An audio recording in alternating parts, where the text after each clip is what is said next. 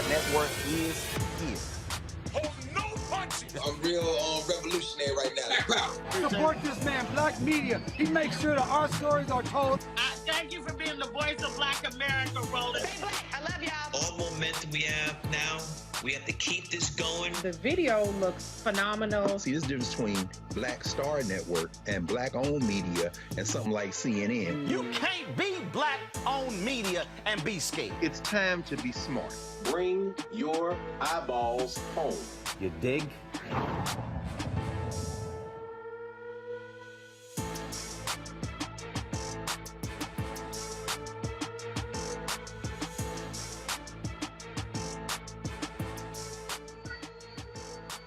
Hey folks, today is Wednesday, August 17, 2022. Coming up, I'm Roland Martin Unfiltered. I'm broadcasting live from Clearwater, Florida.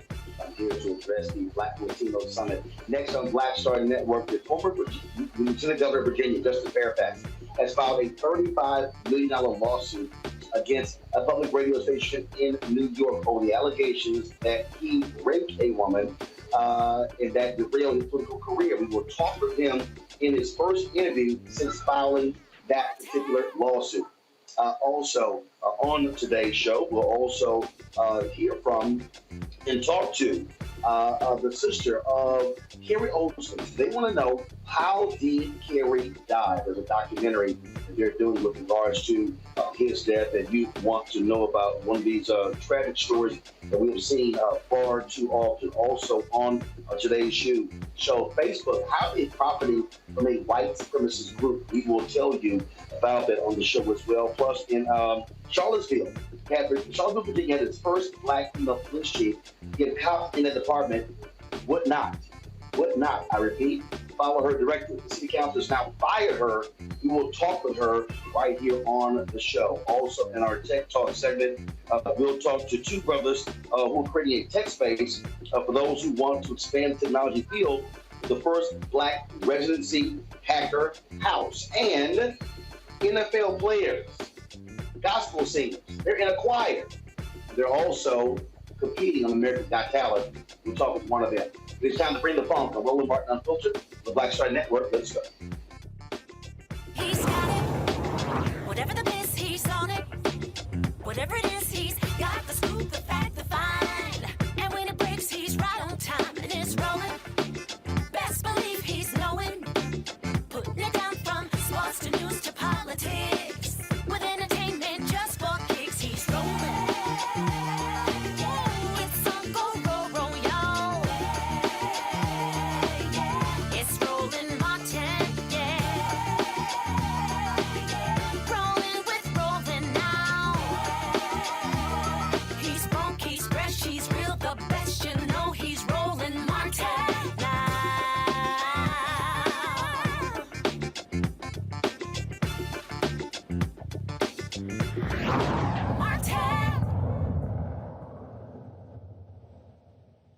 Black Star Network is here.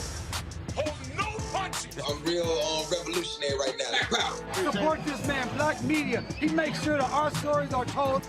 Thank you for being the voice of Black America, Roland. Stay black. I love y'all. All momentum we have now, we have to keep this going. The video looks phenomenal. See, this difference between Black Star Network and Black-owned media and something like CNN. You can't be Black-owned media and be scared. It's time to be smart. Bring your eyeballs home. You dig?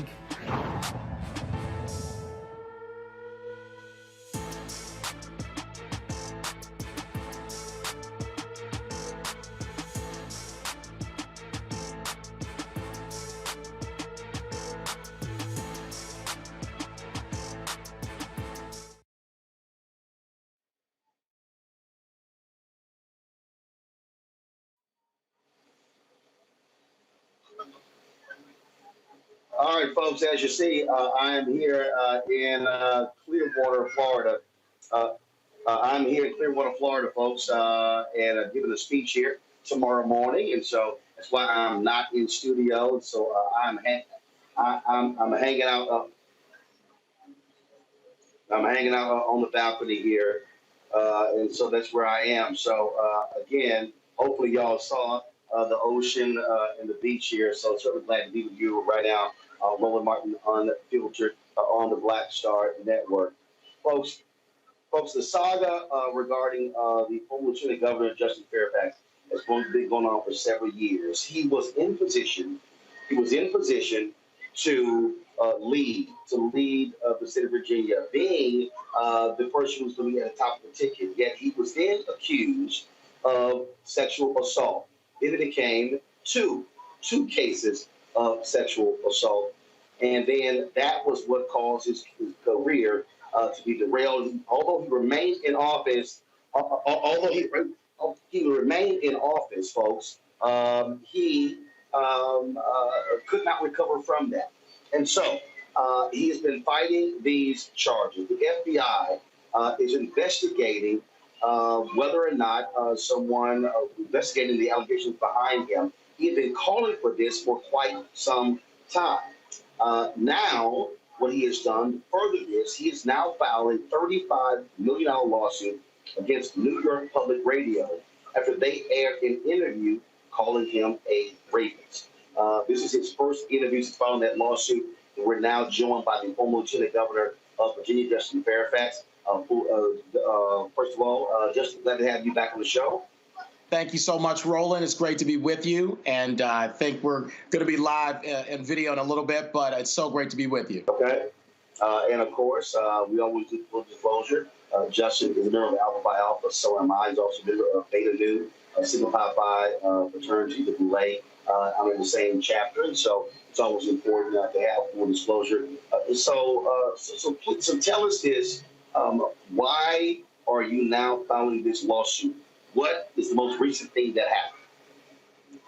Yeah, Roland. Well, right now we're at a point where we're finishing the process of fully clearing my name. As you know, for the past 3.5 years, unfortunately, we have been going through a tremendous smear campaign, and we've had a lot of things that have been said about us that have been untrue, a lot of false statements that have been made, defamatory statements. And, you know, it's unfortunate because it's all been part of politics. It's all been about things that people wanted to achieve to try to block me from being governor back in 2019 and to do some other fairly nefarious things. And what we said is we're always going to stick to the truth.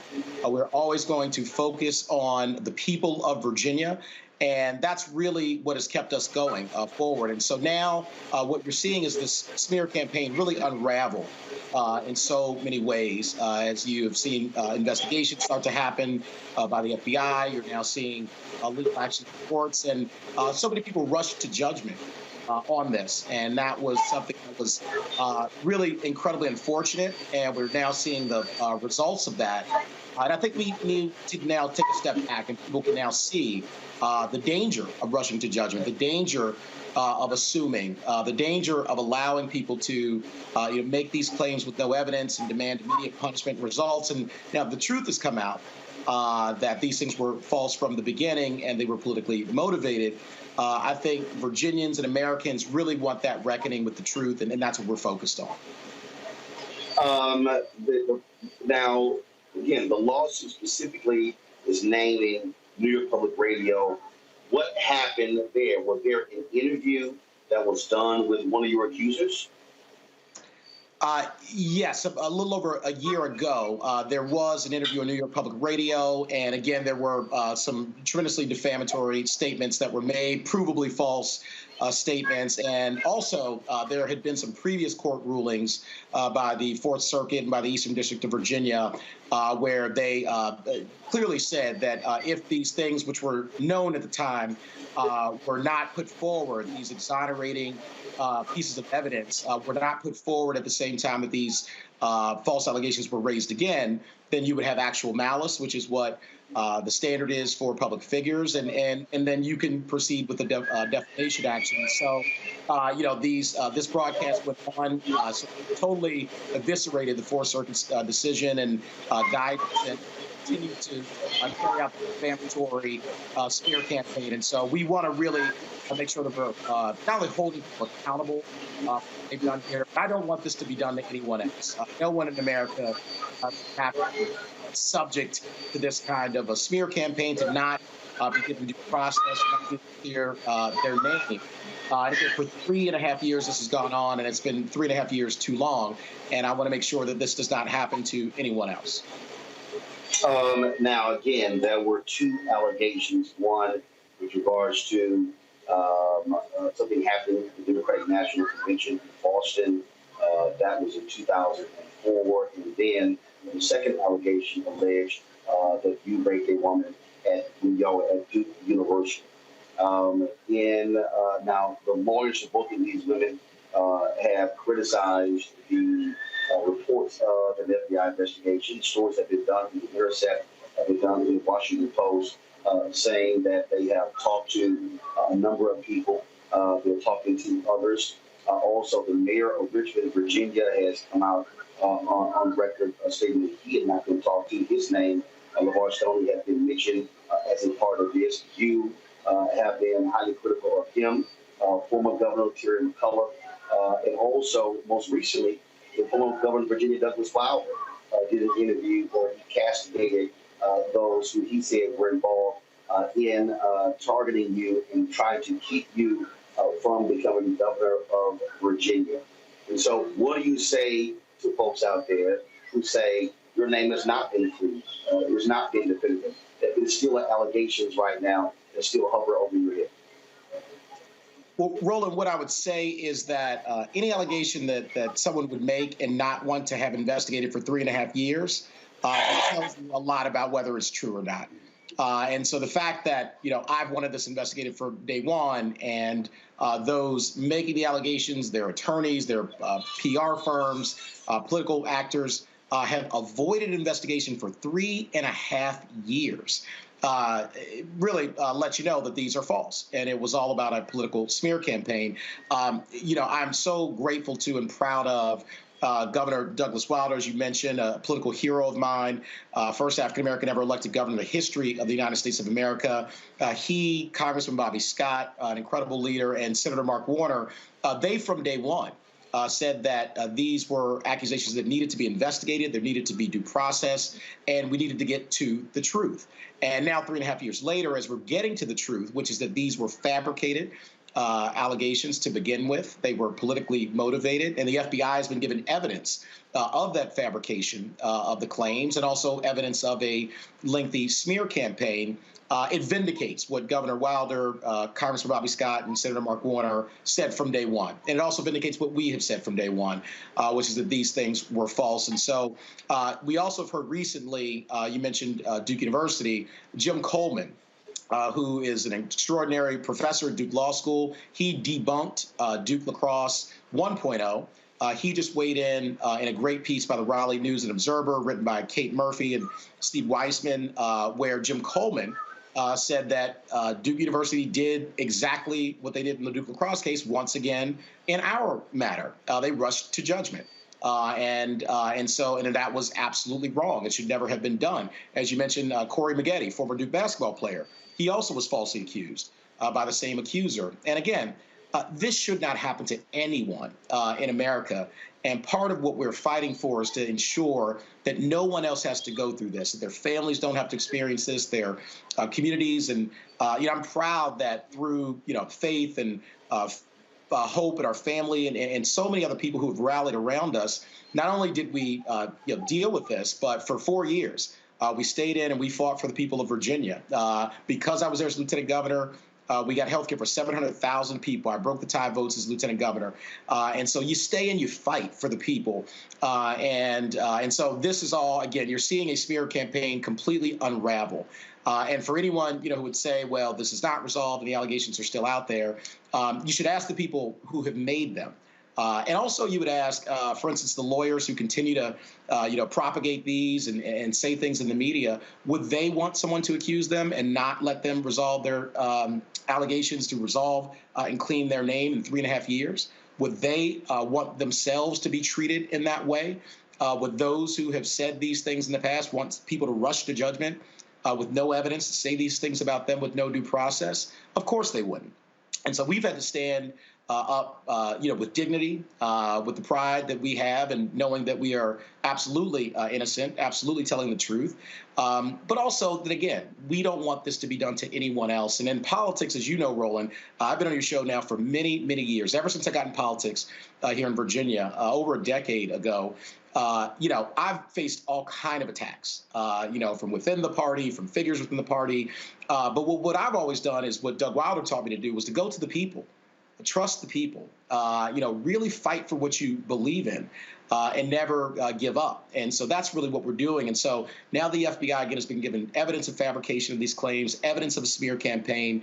As you talked about, I met with the FBI for over 3 hours with no attorney present because I had nothing to hide. And so for people saying that they've not met with the FBI or they have not been contacted, they could go voluntarily and do it. I think you have a lot of people now who, after 3.5 years of smearing me, need to clear their name. I think they need to clear their name. And I don't know that they'll be able to do it because they won't take the steps that we have done. And so with that News and Observer piece, again, they talked about the fact that, we have done everything that we could possibly do. The Washington Post editorial board has now weighed in twice. And they said that they can't think of another prominent man who has faced these kinds of accusations who has done more, who has gone to greater lengths to clear their name. And I shouldn't even have to do it, frankly. We should live in a system where the presumption of innocence is honored. But I have done this to also show, not just by innocence, but to show a new way forward, to show that we can be better as a country. And so this is all being resolved. I think Duke University, where I served on the Board of Trustees, I've served on the Sanford School Board of Visitors. And, I started rolling, as you know, we've talked about this a lot. I was 8 years old, dreamed about going to Duke from inner city Washington, D.C., got a scholarship. A lot of folks who believed in me, ended up on the Board of Trustees, later on the Sanford School Board. And it only took a press release in 43 minutes and a couple false accusations for them to eviscerate 23 years of that relationship. But the Duke I know and love is going to do the right thing. They're going to do it sooner rather than later. And I think all those who rush to judgment, as Jim Coleman said, this was Duke lacrosse 2.0, essentially. I don't want there to be a Duke lacrosse 3.0. I don't want this to happen to anyone else, and I don't want this to be done to anyone else. So we're standing with pride, with love, and I'm really, frankly, very inspired. I've lived a life of hope, and that's how you get to where I started to where we are now. And so, Roland, I thank you for the opportunity for staying with the story, to see it all unravel. You, from day one, talked about this. You were asking, why is there not an investigation in the very earliest days? And now 3.5 years later, you're asking the same question because these allegations were fabricated, because they were false. They're looking for evidence of something that never happened. And so we are clearing our name, but more importantly, taking us to higher ground as a Commonwealth and as a country. You talk about 3.5 years, talk about the rush to judgment. You've been critical of the former Governor Terry McAuliffe, saying that literally, was it 3 minutes after the allegation came out, right, there were tweets calling for you to resign, and there have been others as well. We've now seen people talk to people, some Democrats who called for Al Franken to resign. They walked that back as well. They said that was a rush to judgment. So talk about that, because when we talk about this smear campaign, you laid out this theory as to what this smear campaign has been. What has it been? You're accusing a mayor of a city and a former governor of being involved in trying to keep you out of the governor's mansion, and they were successful in doing so, in that you failed to win a Democratic nomination for governor when you came up. Right. Well, Roland, it's pretty well documented, and there's so much evidence to support this. And again, as you mentioned, Governor McAuliffe, 3 minutes after a press release, called for my immediate resignation. He had no facts. He had no evidence. To my knowledge, didn't know these accusers or the accusations, unless there's something that we don't know. He maybe knew it in advance. I don't know.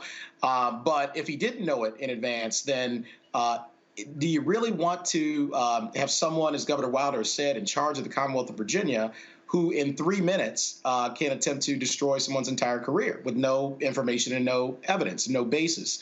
I wouldn't want that for anyone, including him. And so I think that we've got to get to a better and a different place. And you mentioned the mayor of Richmond, who's very close to the former governor politically for many, many years. Again, there's been well-documented links and ties between him and actually really both accusers, actually. There's evidence that's been presented. And so, what are the odds? I've never been accused in 40 years of jaywalking. And then, minutes before I might be elevated to the governorship, these out of the blue, totally uncorroborated accusations are then leveled. And then there are connections between the two accusers and the mayor of Richmond, who is then connected to the former governor, who then runs again for that office. It was pretty obvious from day one, and there's even more that's not even yet known to the public in terms of evidence of the smear campaign. And again, that's why I was very happy to meet with the FBI for 3 hours with no attorney. And I would ask anyone who weighs in on this, particularly if they're making the accusations or wanting to propagate them, are they willing to go and meet with the FBI for 3 hours with no attorney?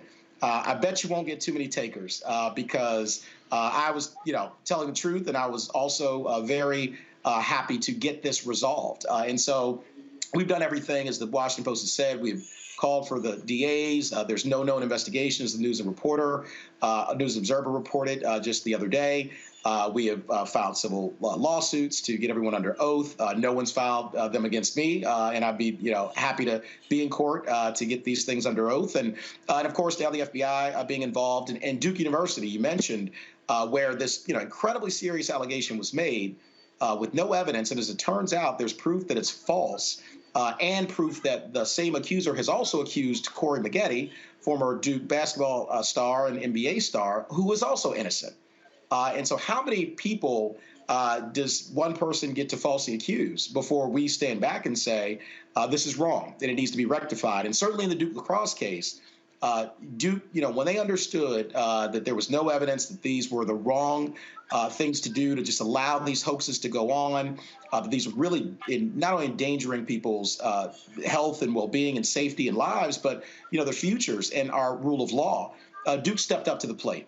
Former President Richard Broadhead, who I know very well and, have gotten to really come to admire, he had moral courage, and he stood up and he talked about the danger of prejudgment. He said that the scariest thing about Duke lacrosse was that there was instant moral certainty when the facts were not yet at all established. And so, Duke, within minutes of a press release, after 23 years of my relationship with them, starting as a freshman, all the way up to my time on the Board of Trustees at Duke, being elected as the only student in the entire student body that year to the Board of Trustees and the undergraduate students, being the graduation speaker in 2000, to then it only take a press release with false accusations with no evidence to then make that kind of a rash decision. It shows that the lessons of Duke Lacrosse 1.0 were not learned. But I've been willing to fight for 3.5 years through Duke Lacrosse 2.0 because I do not want there to be a Duke Lacrosse 3.0. And I think that's really, where we are. I mean, you've got to fight for the next generation. And that's what we're here for. And you mentioned those no criminal investigations in the two locations where the allegations took place. There were black female DAs in both cities. There's still one there in Durham. Right. There was a black female DA involved, and she now the U.S. attorney. And the question that I have always asked is that if someone wants justice, and those two black female DAs have said, if someone files a complaint with us, we are going to investigate this case. To your knowledge, has a complaint ever been filed in Boston or in Durham by your two accusers? To my knowledge, Roland, no complaint has ever been filed. And I'll take it one step further. As you know, we reached out. If I could have filed a complaint on myself, I would have done it because I would have at least initiated an investigation, started due process. And this smear campaign would have unraveled 3.5 years ago. And so, again, it's been very intentional, this effort to avoid any investigation of any kind. And what's also fascinating is the hypocrisy. The attorneys, very high profile, multi-million-dollar attorneys for these accusers, Deborah Katz and Nancy Erica Smith, they have vociferously called for investigations in other very similar cases. During the Supreme Court hearings with Justice Kavanaugh, they begged for the FBI to be involved and said, asked, why don't you want the FBI involved? Why don't you want this investigated? Why won't you take a lie detector test? And then months later, when these accusations were made by these attorneys against me, these false accusations, they all of a sudden do a complete 180 and don't want any of that. They want no investigations. They want no FBI. They want no lie detector tests. And as you know, I took and passed 2 lie detector tests, took them voluntarily. And in fact, I took them from the exact same ex-FBI agent that Deborah Katz hired to test Dr. Christine Blasey Ford. And so it's the rules change, right? It's because the goal was not the truth on their end. The goal was to smear me, right? The goal was to block me from the governorship in an emergency situation, in case of emergency, breakout smear campaign. And that's what this was. And I knew that from day one. But I really do think that there is something far bigger and more important going on here. And so even as we clear, my name and my family's name, I think there's something so much bigger and more important going on here. I think that we are reestablishing in this country the importance of due process, the importance of the rule of law, the importance of elevating our politics. You think a lot of people would not have been able to survive this kind of an onslaught, but I survived it with a few basic things. Number 1, the truth. Number 2, faith. Number 3, family. And number 4, my love of the people of the Commonwealth of Virginia. And I've had such incredible, again, role models to do this. Governor Doug Wilder has really been a political North Star for me for a long time. He has been through horrific things in his life and in his career, and he's always come out smiling and fighting and trusting in the people of Virginia. He's always been for them, and he's always told me to trust the people. And again, Bobby Scott, Mark Warner, these are people who at the height of these accusations, the beginning of the smear campaign, they stood up with courage, and they said, we're going to stand up for the rule of law, for what matters. That I wouldn't want this done to me or my family member, and I don't want it done to Justin Fairfax or his family member. I wouldn't want this done to Terry McAuliffe or to the mayor of Richmond. I wouldn't want someone to come out with a piece of paper and 3 minutes later call for their resignation and for them to, lose everything that they've ever worked for. Because you know what? There's something more important than politics. There's honesty. There's integrity. There is uplifting people rather than destroying them. And one irony, Roland, as you know, my last name is Fairfax. I got it because Lord Fairfax freed my great-great-great-grandfather in 1798. I learned that right before I took the oath of office as lieutenant governor. My father, incredible man, Roger Fairfax Sr., handed me the piece of paper 20 minutes before I took the oath of office. And what was really ironic about that was we first learned about the first false accusation right around that time. So just as I am learning how my family got this name from 220 years ago, you have people who were setting out to destroy it.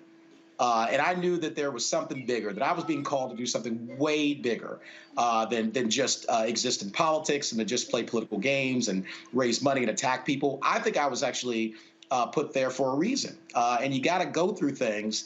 As a judge who I clerked for and I love, Judge Cheryl Owsley always tells me, you cannot have a testimony without a test. And boy, what a test this has been over 3.5 years. But I think we're coming out of it even stronger, walking prouder. And I should also say this, it's been fascinating. You have the attorneys, Deborah Katz and Nancy Erica Smith. In so many ways, they've silenced, these 2 African-American women. Meredith Watson has not been heard from in 3.5 years. It's just her attorney, Nancy Erica Smith, continues to make statements bombastically going after me. And I've sort of just let the truth speak for itself. And so the more they talk, the more they attack me. I think it just reminds people not only that these were baseless accusations and not true and a smear campaign, but I think it also reminds people that, you know what, it's worth fighting for when you believe in something, when you believe in the people, when you're in this for the right reasons. We gave up, a lot in the private sector to be in public service because that's where my heart is, that my heart is always with the people. It's what people did for me, right? Gave me spiritual wealth. I have a spiritual debt. And that's what got me in politics, and that's what got me through the smear campaign. And so I know Duke is going to do the right thing. I frankly think New York Public Radio is going to do the right thing. I think all those who rush to judgment are going to do the right thing. And Roland, let me just say you were extraordinary, not just in this situation, in this moment, but really, in America. I mean, you're providing a voice to so many people who don't have one.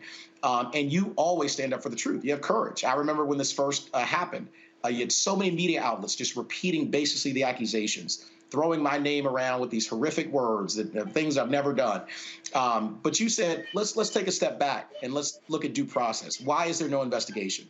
Why does the accused ask for an investigation, but those making the accusations not want them?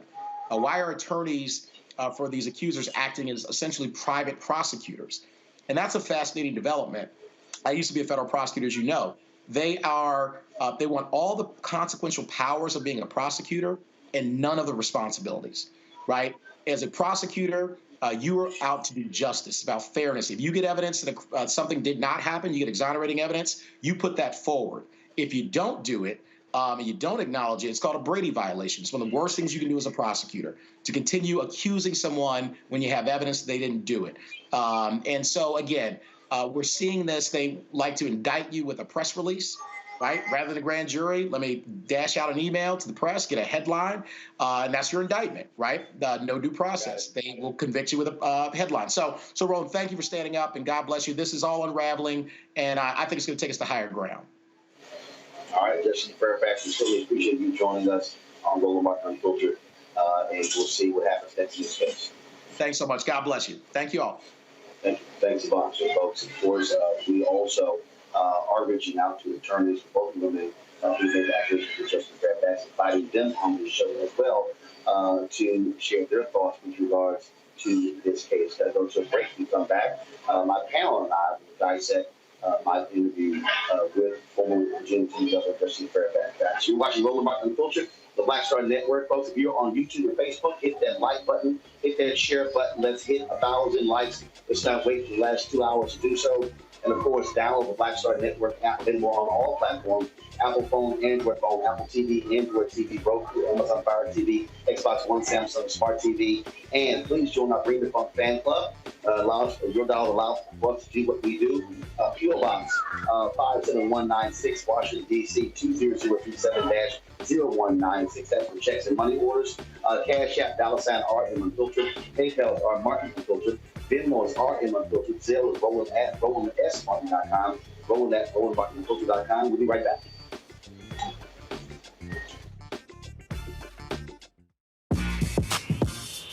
When we invest in ourselves, our glow, our vision, our vibe, we all shine. Together, we are Black beyond measure. On the next Get Wealthy with me, Deborah Owens, America's Wealth Coach, you see the headlines. All frightening, right? Interest rates are going up. The recession is on the way. The stock market is up and down. But you know what they say. Scared money, don't make money. That's why I'm excited on our next Get Wealthy to have a conversation with someone who has written a new book, Fearless Finances, and she's going to share exactly what you need to do to secure your bag regardless of the ups and downs of the economy or the stock market. Oftentimes you can start with as little as $5. That's right here, only on Get Wealthy on Black Star Network. When we invest in ourselves, we all shine. Together, we are Black beyond measure. We're all impacted by the culture, whether we know it or not. From politics to music and entertainment, it's a huge part of our lives, and we're going to talk about it every day right here on The Culture with me, Faraji Muhammad, only on the Black Star Network. Hi, I'm Vivian Green. Hey everybody, this is your man Fred Hammond, and you're watching Roland Martin, my man, Unfiltered.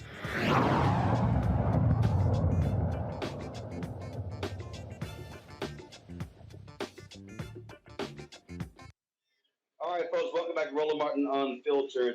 We were just, again, having that conversation with Justin Fairfax, and now I want to bring in my panel who joins me right now. Glad to have them here. Let's get right into this breakdown here. Let's see here. Sorry, y'all. I had to take the glasses off here. It's a little bright out here in Florida as I'm sitting on the balcony here. Let's see here. Glad to have my folks in the house. Let's first up. Hello, Nola Haynes, she's Georgetown University School of Foreign Service. Nola, how you doing? Robert Patillo, Executive Director, Rainbow Push Coalition Peach Street Project at the Larry J. Walker, Assistant Professor, University of Central Florida. Glad to have you here. Robert, I'll start with you. You'll be the resident attorney on this panel. Just your thoughts and assessment of what you heard there, this lawsuit that Justin Fairfax has filed against the New York Public Radio Station, and also what he is calling this rush to judgment against him from so many different people that derailed his once promising and bright political career. Absolutely, and I think it's a very important lesson that we learned. We did this topic a few years ago when the allegations first came down, and this is very much what I said Justin Fairfax should do. Fight this to the ends of the earth. Take it to the mat. Far too often what we've seen in public life is individuals simply slink away and not want to fight in the public arena. If you're innocent, get out there and fight for your innocence and clear your name. And I want people... Wait a minute, wait, hold on, Robert, hold up. Mm-hmm. But did you at one point say, though, that he should have resigned and fight? I said step down and fight it. To devote your full time to fighting it 100% of the time. And I was just going to make. But he chose not to step down, and the accusers said they were willing to participate in an impeachment hearing, and that's also what caused a lot of people like, wait a minute, hold up. You say you don't want to engage in a civil suit, but you will engage in an impeachment hearing. So why not file a criminal complaint? But go ahead. Yeah, that's the point that I was just going to make, that I felt that he should have stepped down because it was clearly a political hit job, and there was clearly something coming from inside of the Democratic Party where Terry McAuliffe, for some reason, thought he could win another term by kneecapping Justin Fairfax. And I thought that he should have stepped down, fought this out through the court system, had a judgment on his side, and then ran for governor last term. And we wouldn't see Glenn Youngkin in the governor's mansion right now if that had occurred. He chose to stay in there and continue to fight and continue to clear his name. And I think we're seeing this more often. Last night, Al Franken, who you brought up, was hosting Jimmy Kimmel because what he did was step down from office, fight to clear his name, and now he's reemerging into public life. And I think that's part of what separates Republicans from Democrats, that Republicans, you have Donald Trump, who's accused of 26 separate accusations of sexual misconduct and sexual assault. Nothing happens from it. Herschel Walker, who is accused of beating several women, stalking multiple women, assaulting multiple women, and there's absolutely no consequence because on their side of the aisle, that is not disqualifying. But I do feel that we have to start allowing individuals to fight to clear their names, because if there's no evidence against you, we can't simply say, well, an accusation is a conviction. And we're seeing this more and more. We see this with Deshaun Watson, who took a year off from football, fought to clear his name the best that he could, and now he's returning for a $230 million contract. And I think that the lesson is that if you are innocent, don't just lay down, don't just take it. Fight for your innocence, fight for your name. And I think the American people are seeing more and more that when people are innocent, they are willing to fight to clear their names. Nola.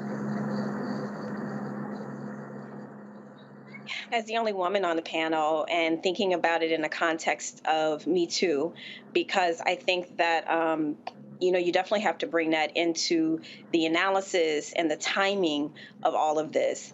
And, during the Me Too movement, one of the slogans were, I believe the victims. And so because that was such a moment where women were coming forward and they were speaking up, and oftentimes when we do speak up, we're still not believed. And if you have any level of a platform, if you have resources, it's pretty easy to silence women. It's pretty easy to also have, hit jobs against the accusers. But with that said, I also do believe in innocent until proven guilty. And so I think that one of the the criticisms of the Me Too movement was that as soon as someone came forward and said that something happened, then that person just completely lost all credibility and pretty much their entire professional lives without any level of investigation, with just a simple accusation. And with the fervor and with the energy of social media, once people, hear that call that goes out, people pile on, and then they add to it, and it snowballs, and it becomes something. It becomes a life of its own, to where the people that are caught up in it, their lives are no longer their own because other people are kind of creating narratives for them. So, it's kind of an interesting situation. I did read the case, before we all came on, and some of the people that are involved are, people that also have sterling reputations, and so I'm just eager to see, what the legal process will be, what the outcome will be, because a lot of people are involved, and I don't want to see anybody who's not guilty of something to lose their entire lives, nor do I want the Me Too movement to lose our credibility and to lose our steam, because, people are fighting back, mostly men are fighting back. But I also want to say one last thing to that point. I'm very curious about the motivations of the women, that did make the accusations, because if we're saying that it's not true, then what motivated them to do it? And so that's something that I'm very interested in to hear going forward. But I'm not going to draw any conclusions the way that I haven't drawn any conclusions. I want to see, what the kind of final legal result will be, and I'm very curious about the motivations of the women if it's not true. Larry, I think part of the problem here is that there's no clearly defined legal route. For instance, as I said, allegations were made, and that the lawyers for the women, the two accusers, said they were willing to participate in an impeachment hearing, and some Republicans wanted to do that. What I still, to this day, don't understand, and I really don't, what I don't understand is that if the goal was to hold Justin Fairfax accountable, and you had two black female district attorneys in Boston and Durham, who both were on the record.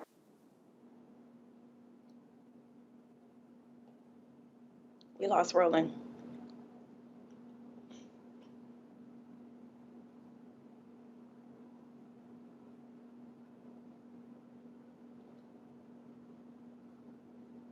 Well, I guess while we're working on getting Roland back reestablished, Larry, could you chime in what you think should happen in the Fairfax case? Because I think many people have these questions about the logical inferences that can be drawn from the accusations, but the problem that is established is that there's a lack of proof there. How do you prove yourself innocent in a case like this? What do you think should be the standard going forward? Yeah, I think this is a complicated issue, and as my colleague just mentioned, will be the motivation for these women making these accusations. And so I think there's a few things to unpack as we've dealt with this issue the last couple of years.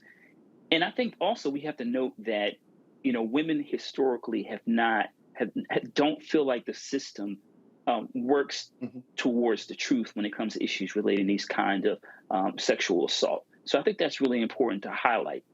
But the counter to that is also in terms of justice. And how to ensure in this social media age, when these kind of accusations are made against a well-known politician, how do you ensure that it plays out, that the wheels of justice turn in the right direction? And I would be really interested if Roland talked about reaching out to the attorneys for the two individuals who made the accusations, in terms of coming on the show and unpacking for us, some of the individuals that they're representing, in terms of talking about their story and maybe some of the reasons why they decided they talked more about impeachment and less about, civil suits. So, but once again, I think this is like a puzzle with a lot of missing pieces. And ultimately, like I said, Mr. Fairfax highlighted his case for it. But I think it's important once again to acknowledge that historically powerful men have had in their position been able to, in many respects, ensure that there are ways in which victims don't speak up. And like I said, that's really important to highlight. But I'm ultimately interested in the truth. We know, and I'm also interested in terms of Mr. Fairfax, in terms of what, for him specifically, because of what's happened to his reputation, is obviously his political career. What is the end game in terms of, if there's a verdict, what if this was never resolved and these accusations are just out there?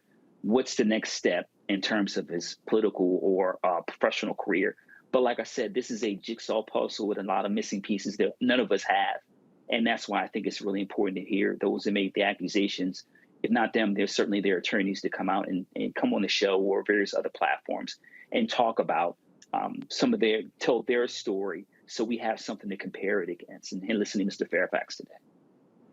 Absolutely. And I think the part of it is just this evolving legal system. It's traditionally been innocent until proven guilty, but with the context given currently, we have to evolve those standards. We're going to go to a quick commercial and try to reestablish rolling. We'll be back after the break. When we invest in ourselves, we're investing in what's next for all of us. Growing, creating, making moves that move us all forward. Together, we are Black beyond measure. On the next to Balanced Life with me, Dr. Jackie. Summer is flying by and back to school is just around the corner and fall is here. That's right, a new season is upon us. On our next show, we talk about jumping into action and putting procrastination in the rearview mirror. That's on a next, A Balanced Life with Dr. Jackie here on Black Star Network. When we invest in ourselves, our glow, our vision, our vibe, we all shine. Together, we are Black beyond measure. Next, on the Black Table with me, Greg Carr, a conversation with Professor Toyin Falola, a man described by many as an African intellectual legend. He is without a doubt the most important and prolific writer, thinker, teacher, and servant of African studies in the modern world. And then today,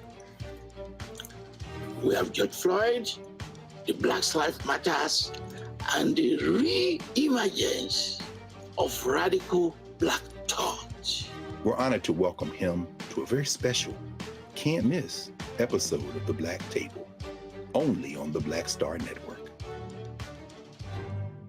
Hello, everyone. It's Kiara Sheard. Hey, I'm Taj. I'm Coco. And I'm Lily. And we're SWV. What's up, y'all? It's Ryan Destiny, and you're watching Roland Martin Unfiltered.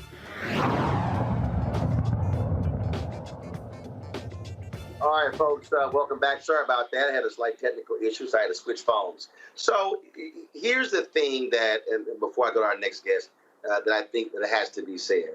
I'm taking into account everything that Robert said, Nola said, Larry said. I'm taking into account the allegations from these women that what Justin Fairfax has said.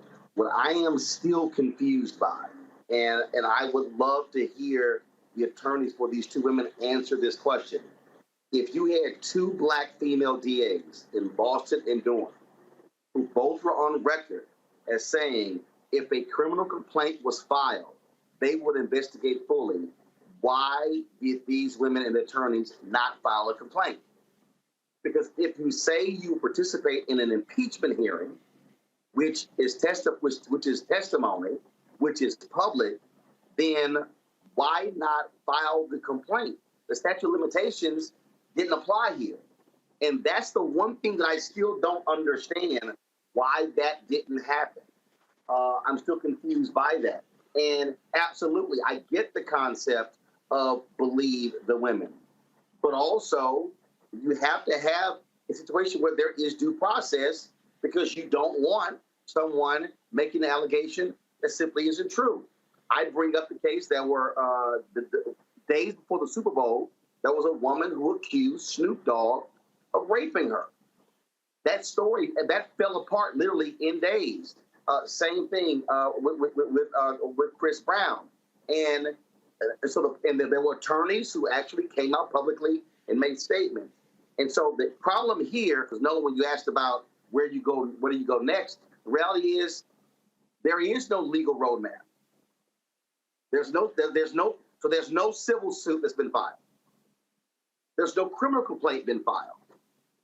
So what you have here is an allegation that's just sitting out there in the public space, and so the women can't get it affirmed, and Fairfax can't get his name cleared. So in essence, it's just sitting there.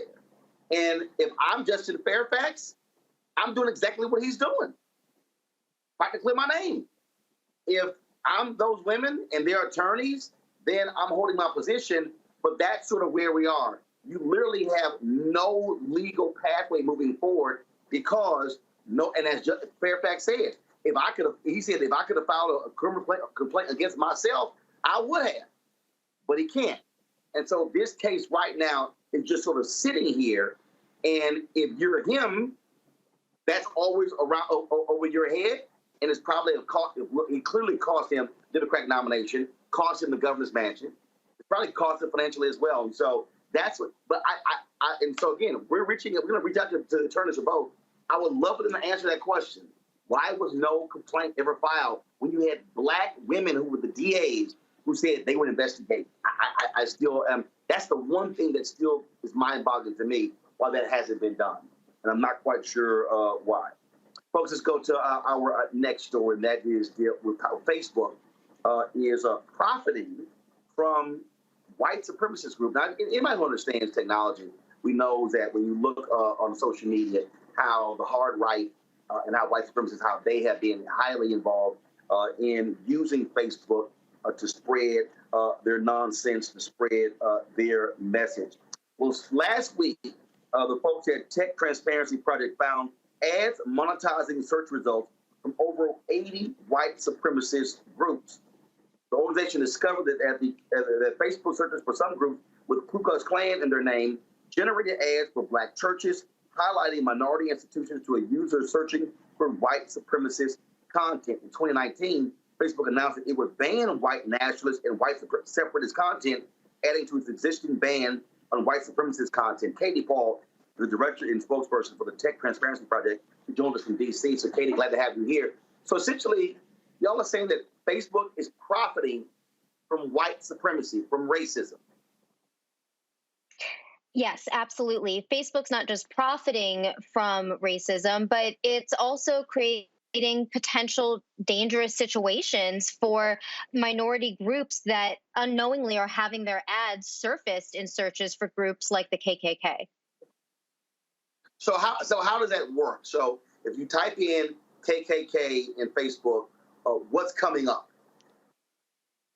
So when we conducted this experiment, Facebook is trying to be like Google and trying to monetize every aspect of its service. And in doing so, it monetized searches, suggesting to advertisers that those searches would be, the ads would be contextually relevant to the searches. So when you search Honorable Sacred Knights of the Ku Klux Klan, the searches that were popping up were for Black churches. Now, of course, Facebook, pulls from data you have and tries to serve up ads it thinks that are relevant to you. So important context here is that we conducted this experiment on a militia styled account that we've been monitoring for years to mimic the far right. So there's no reason, even in terms of the historic data of that account, that content should have been showing up, which was deeply concerning. Has Facebook had any response to your study? When our study was published by the Washington Post, Facebook said that they immediately rectified the situation, and we have gone back and checked. Some of the searches have been demonetized, certainly not all of the searches in our study. But the fact that Facebook did move quickly to demonetize searches after this report is notable because anybody who's been watching the Facebook space for a while knows that the company is usually quite defiant and doesn't move quickly on anything unless they think there's going to be some sort of serious blowback. And that's clearly what we're seeing happen here. The bigger question is, with with a system, one of the most sophisticated social media platforms in the world, why were these searches monetized in the first place? Facebook has its own list of dangerous individuals and organizations, and one of the images you're showing right here shows that their own systems recognize some of these searches as violating their terms of service, yet they were monetizing them anyway. And the question is why? And how much money are they making off of these businesses and churches and other organizations whose ads are being pushed in searches for this extremist content? Questions from the panel. I'll first start with you, Larry. Yeah, thank you. It's a very interesting study. My question is, first of all, we know that Facebook has been wink and nod, monetizing or in various ways, making money off of these groups that espouse, racist, homophobic, views, etc. But my question is, have you looked at other platforms to see what's Facebook doing? Does it mirror other platforms? And if it does, when you reached out to them or published your research, what was the feedback from those entities? So we ran the exact same set of searches that we ran on Facebook on Google, because Google also monetizes searches. And while some of the searches on Google were monetized, the searches for hate groups, the rate of monetization was more than 3 times higher. Really, it didn't even come close. And so Facebook was far, far worse in this space. And it's just another example of where the company has worked to move fast and break things without any consideration for the consequences or potential safety. And I think it's important to note, Facebook is aware that this search monetization issue is problematic, because we raised it months ago with the New York Times when Facebook had monetized searches for the full live stream of the Buffalo shooters video. They actually ran the video in searches right alongside ads for things like a masterclass in live streaming. So the platform is aware that it has these problematic search monetization features, but it's not moving to address them unless directly called out in public spaces. Nola. Thank you so much for this particular project. As a social scientist, this is very exciting to me. So my question is a little broader. I tend to think about these things in misinformation and disinformation context, or even this particular issue. I have some very strong feelings about the First Amendment, and when it comes to the lack of protections regarding hate speech, it's there, but I don't think that the exception is strong enough. So I'm curious if some of the resistance that you receive from Facebook, is it kind of is it couched in its language around protection of First Amendment speech? Well, that's a fantastic question. And absolutely, the First Amendment issues are something that Facebook has used to hide behind as a shield when pressed by Congress as to why they shouldn't be regulated. And, we're not just talking about issues of hate speech. Facebook also platforms terrorist groups that are designated. It allows the trafficking of a variety of endangered wildlife. None of these things can be protected by free speech, but they all have the commonality that the platform makes no effort to moderate them. And, as a private company, Facebook can certainly address free speech. We see that it does clamp down on certain groups. Famously, before the Unite the Right rally in Charlottesville, which was organized through a Facebook event, Facebook removed the event for a counter-protest, but not the event for the Unite the Right until the day before. So there are plenty of times where they've made the decisions to remove content that they deemed violating. And this is just one other example of where they're really dropping the ball in the name of profit. And I think it's also important to note, Facebook has its own list of organizations that are banned, whether it's terrorist groups or white supremacist groups. And that's one of the lists we drew from for this research. And Facebook actually auto-generates business pages for some of these groups. So we identified a page for the Proud Boys that had been auto-generated generated by Facebook 2 months after the insurrection, despite the fact that that group has been banned on the platform since 2018. Wow. Robert. This is absolutely great work. We've been here since, I think, 2015, both Bernie Sanders and Elizabeth Warren calling for Facebook and other social media companies to be regulated as a public utility because of the amount of disinformation that we were seeing in the 2016 campaign cycle. Similarly, and for different reasons, we've seen many of the conservative side of the aisle claim that big tech is now censoring them and have called for additional regulations. What are the chances for there being actual legislative action taken to regulate some of these large tech companies as public utilities, so they will have to actually answer and address the First Amendment to stop many of these deleterious actions from taking place on their platforms? Well, in terms of regulating them specifically as a public utility, I'm not sure about the chances of that. But I will say, having watched this space and been in Washington for a long time, this is probably one of the strongest bipartisan issues we've seen in many years, particularly when we get to issues like children and the effects of social media on children. This is a group that, regardless of party, people are interested in. And we are starting to see a lot of bipartisan interaction to push for regulation. We see Senator Blumenthal and Senator Blackburn really coordinating and working together following the release of the Facebook files, which essentially was a whistleblower proving that all of the things researchers like those at the Tech Transparency Project have been showing from the outside for years, Facebook has been well aware of and buried the effects rather than address the problems in the name of profit. So I think that when you have the combination of outside research and the investigative research that our group and others do, as well as these whistleblower documents, there's a very strong chance that the company is going to be further regulated. And I think it's also important to note in the recent FTC filing against Facebook, Mark Zuckerberg himself was actually named as liable in that particular case. And Facebook just several years ago paid an extra multi-billion-dollar fine to the FCC to ensure that Mark Zuckerberg was not being held personally liable. So it's clear that regulators are starting to really kind of crack through the veneer and not buying the kind of PR window dressing they're getting from these tech companies anymore. I think Congress has wised up to the broader business model and the effects on society. All right, then. Well, Katie, we certainly appreciate you joining us right here on Roland Martin Unfiltered. Thanks a lot. Thanks so much for having me. All right, then. And folks, let me remind y'all, we continue to have our own issues with Facebook. I told you a few weeks ago, I sent an email to several folks at Facebook trying to get an understanding as to why our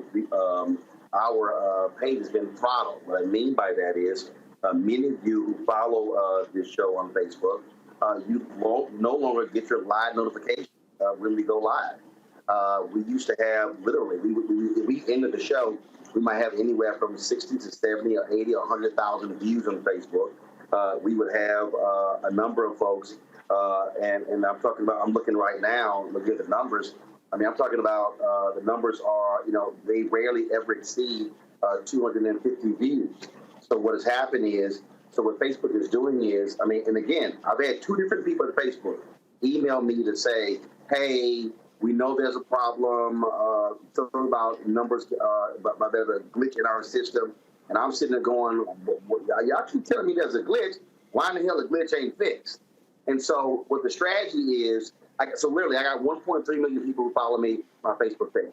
So really what Facebook wants me to do, they want me to pay them to boost to the folk who already follow me.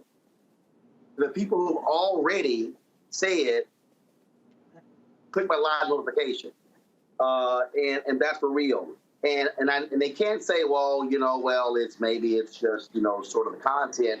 No, that's not what it is. Because when I used to even go live just to do a live stream, well, we would hit 1,500, 2,000, 3,000, 4,000, 5,000. There was a point when we would have, I think we ran a Jane Elliott, the town hall she and I did, panel at the University of Michigan. We had 10,000 folks on Facebook watching that thing live at 1 o'clock in the morning. That doesn't happen now. So there's no doubt in my mind that Facebook's algorithm is purposely throttling us down to force us to pay to reach the people who are already reached. And so that's why I told you all why we created the Black Star Network app. That's why we do our own thing, because we can't sit here and afford to have these tech platforms determine who gets to see our message and who doesn't. With that, I'm going to go to a break and come back. More on Roland Martin Unfiltered. Please follow us and support us.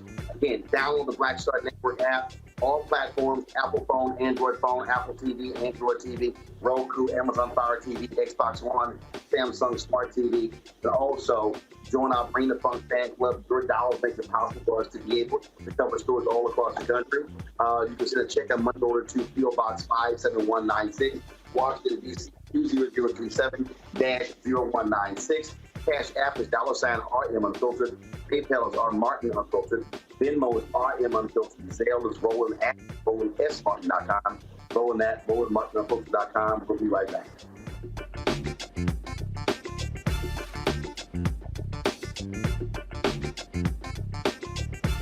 I challenge myself as an artist and knowing that I'm going to challenge the audience, right? So oftentimes you come into this business off of one project where everybody's like, ooh, you stand out. Okay, for me it was Barbershop, Ricky, da-da-da-da-da-da-da. Ricky was nothing like me growing up, right? Nothing like me growing up. But if that's people's first experience with you, right, as an audience member, they tend to think that's the real you, right? So, you know, for me, after that, I got a whole bunch of offers to play roles just like Ricky, right? This Tupac-esque type of thug, right? And I just said no over and over again. And then you keep trying to do other things. Then I went through a series of romantic movies and romantic leads, and, you know, I always try to bring some sort of gravitas to those roles. And then it was like, okay, well, but before I get into all of that, let me hit y'all with, you know, For Color Girls, and, you know, step outside of the realm of, you know, what you expect of me to do as an audience member in terms of being this romantic lead and everything. Because I didn't get into this business to be the romantic lead, you know, that dude. Like, I didn't get into this business. You can get locked in. You can totally get locked in.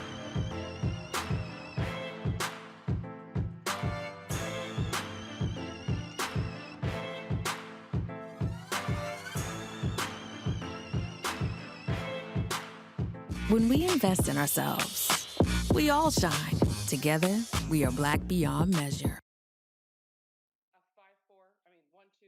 Next, on the Black Table with me, Greg Carr, a conversation with Professor Toyin Falola, a man described by many as an African intellectual legend.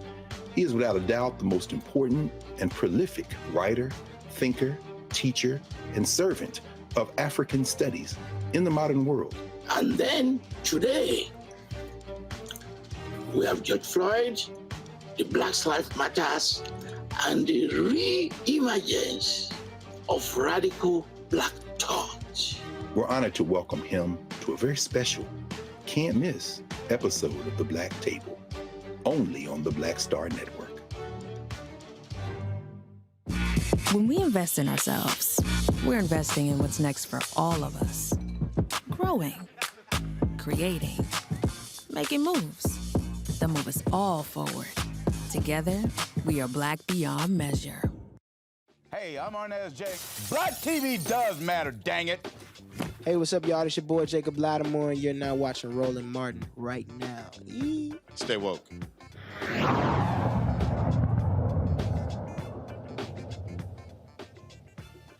All right, folks, welcome back to Roland Martin Unfiltered. Glad to have you here on today's show.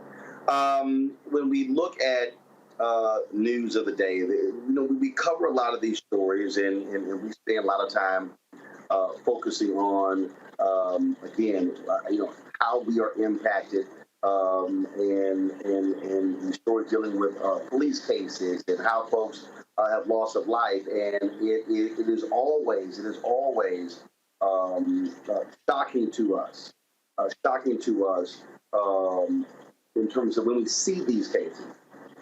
And one of the things that happens is that we often talk about the victims, we don't talk about the impact on the families. We don't talk about what it means to them. We don't talk about how they have to go through life and are dealing with these cases. And one of them that got our attention and we want to talk about is a documentary is being done about this particular day. And it deals with a young man who lost his life. His name is Cary Owsley, or Owsley, I'm sorry. He was found dead in the home he shared with his estranged wife, Lisa, on April 7, 2013. Now, his death was ruled a homicide. The first officer on the scene was Lisa Owsley's ex-husband, Dwayne James Sr., and the father to her two adult sons, Dwayne Jr. and Joshua. Though there are those who believe the investigation was botched and Owsley was murdered.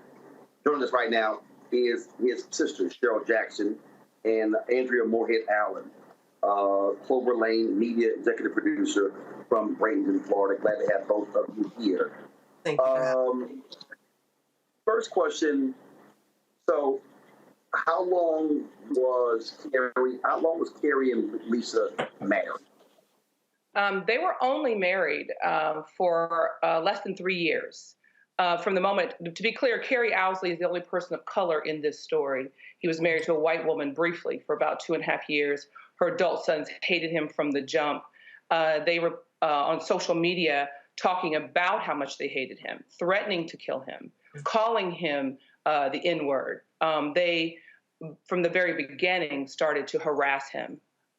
Later, she kind of turned against him as well. And so the day Cary dies, he's actually moving out of the house with his truck backed up to the door. He calls his own son to come and help him move. And when my nephew gets out there, my brother has been shot to death, gunshot to the heart.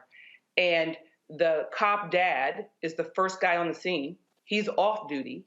My brother dies with his personal gun. His death is then ruled a suicide. The cop dad admits in his own police report that he watched someone burn the chair my brother died in, that he took the bloody rug from under my brother's body and put it in his own car, even though he was off duty, and led an investigation that ruled his death a suicide. Wait, I'm sorry, hold up. So, I'm trying to understand here. So, her ex-husband is first on the scene, but he's not on duty. Not on duty. Called there by one of his sons. Okay, so one of the sons calls the ex-husband, who's a cop. Yes. So no one called the actual cops? No, not until we believe hours later. So, in the end, what happens is they won't do an autopsy on his body, even though it's protocol in Indiana.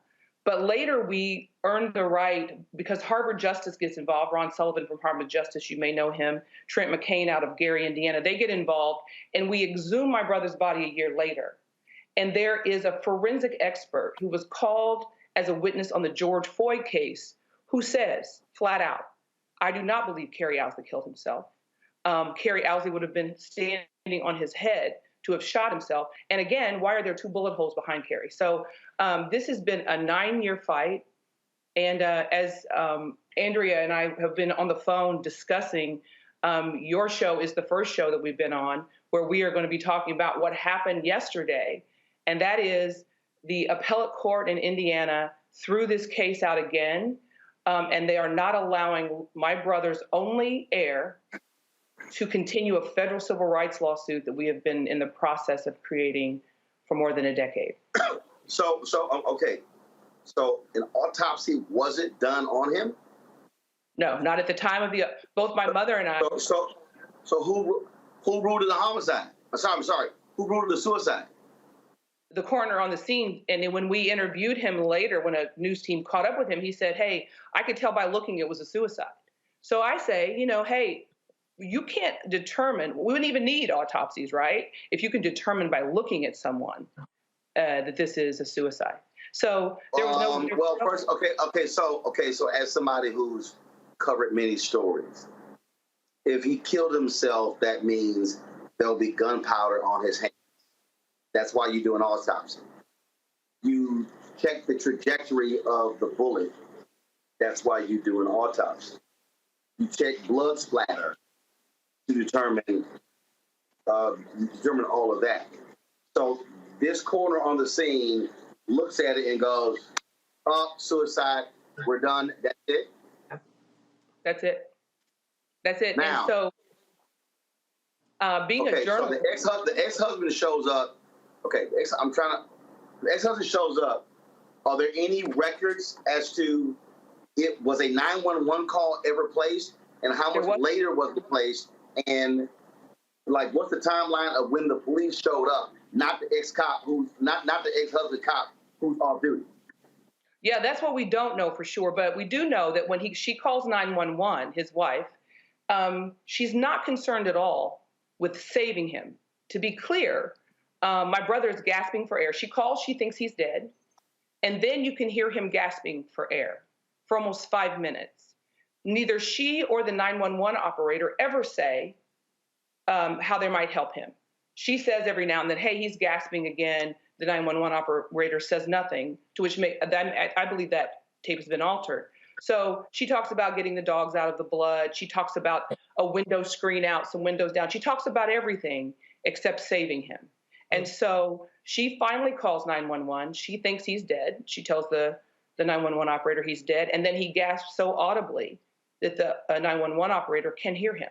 And so she begins to talk about him gasping. And then because I'm a journalist, I know that she can't, the cops will not go inside because she says she can't find the gun for almost 5 minutes until he dies.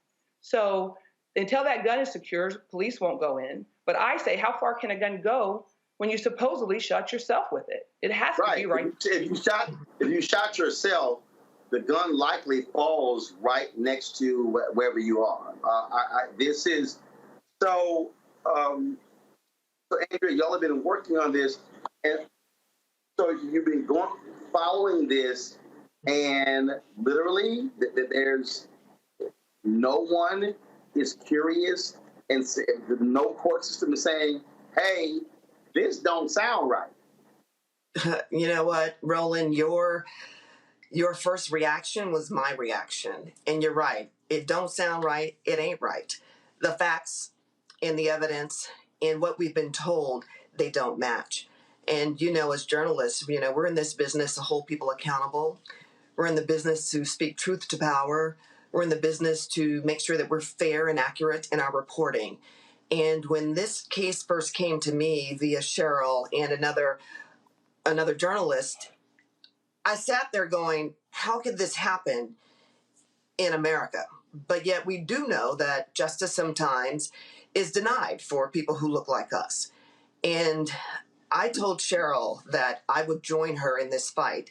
I have a heart for cases like this, being a 30-year seasoned, veteran journalist back in Indianapolis for over 21 years. These kinds of cases that typically come into our newsrooms, they are, especially if the victim is white, those cases are adjudicated pretty quickly. They have the victim, they've got the suspect, and they're arrested, and then they're on the news announcing, hey, we found the suspect, and this person's going to be held accountable. This case here is about as simple as it comes when we look at the evidence and we look at the truth. And for no one to hear Cheryl, she has been asking, begging, pleading, protesting for the last almost 10 years. For no one to look at the information, to look at the evidence and say, something's not right here, and to do something about it, it's just unconscionable. And here we are with the CNN reporter, Cheryl, former CNN reporter, veteran journalist and educator, teaching journalism to students across the nation for the last 15 years. If this can happen to her, it can happen to any of us.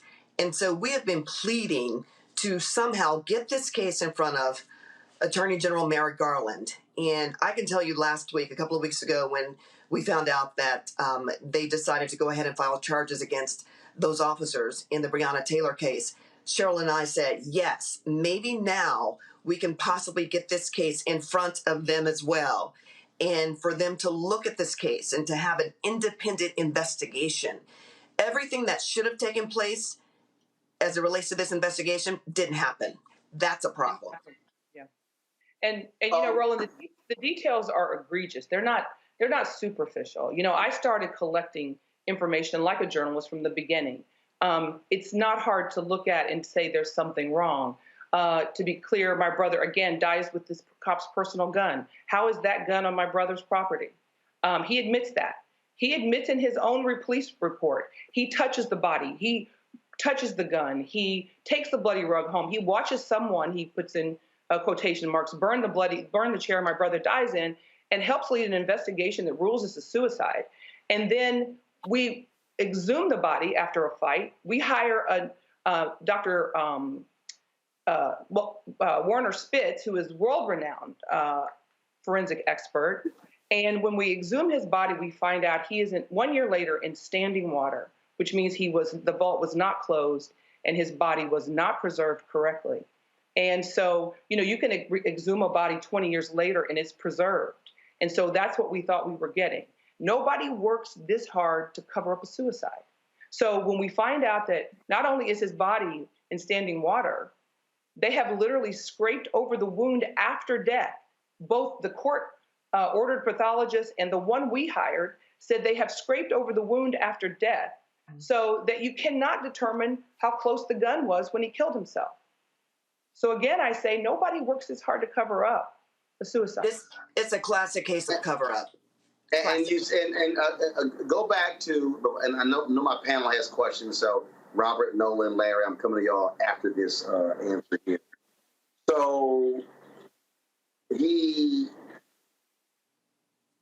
the ex-husband cop admits to disposing of evidence?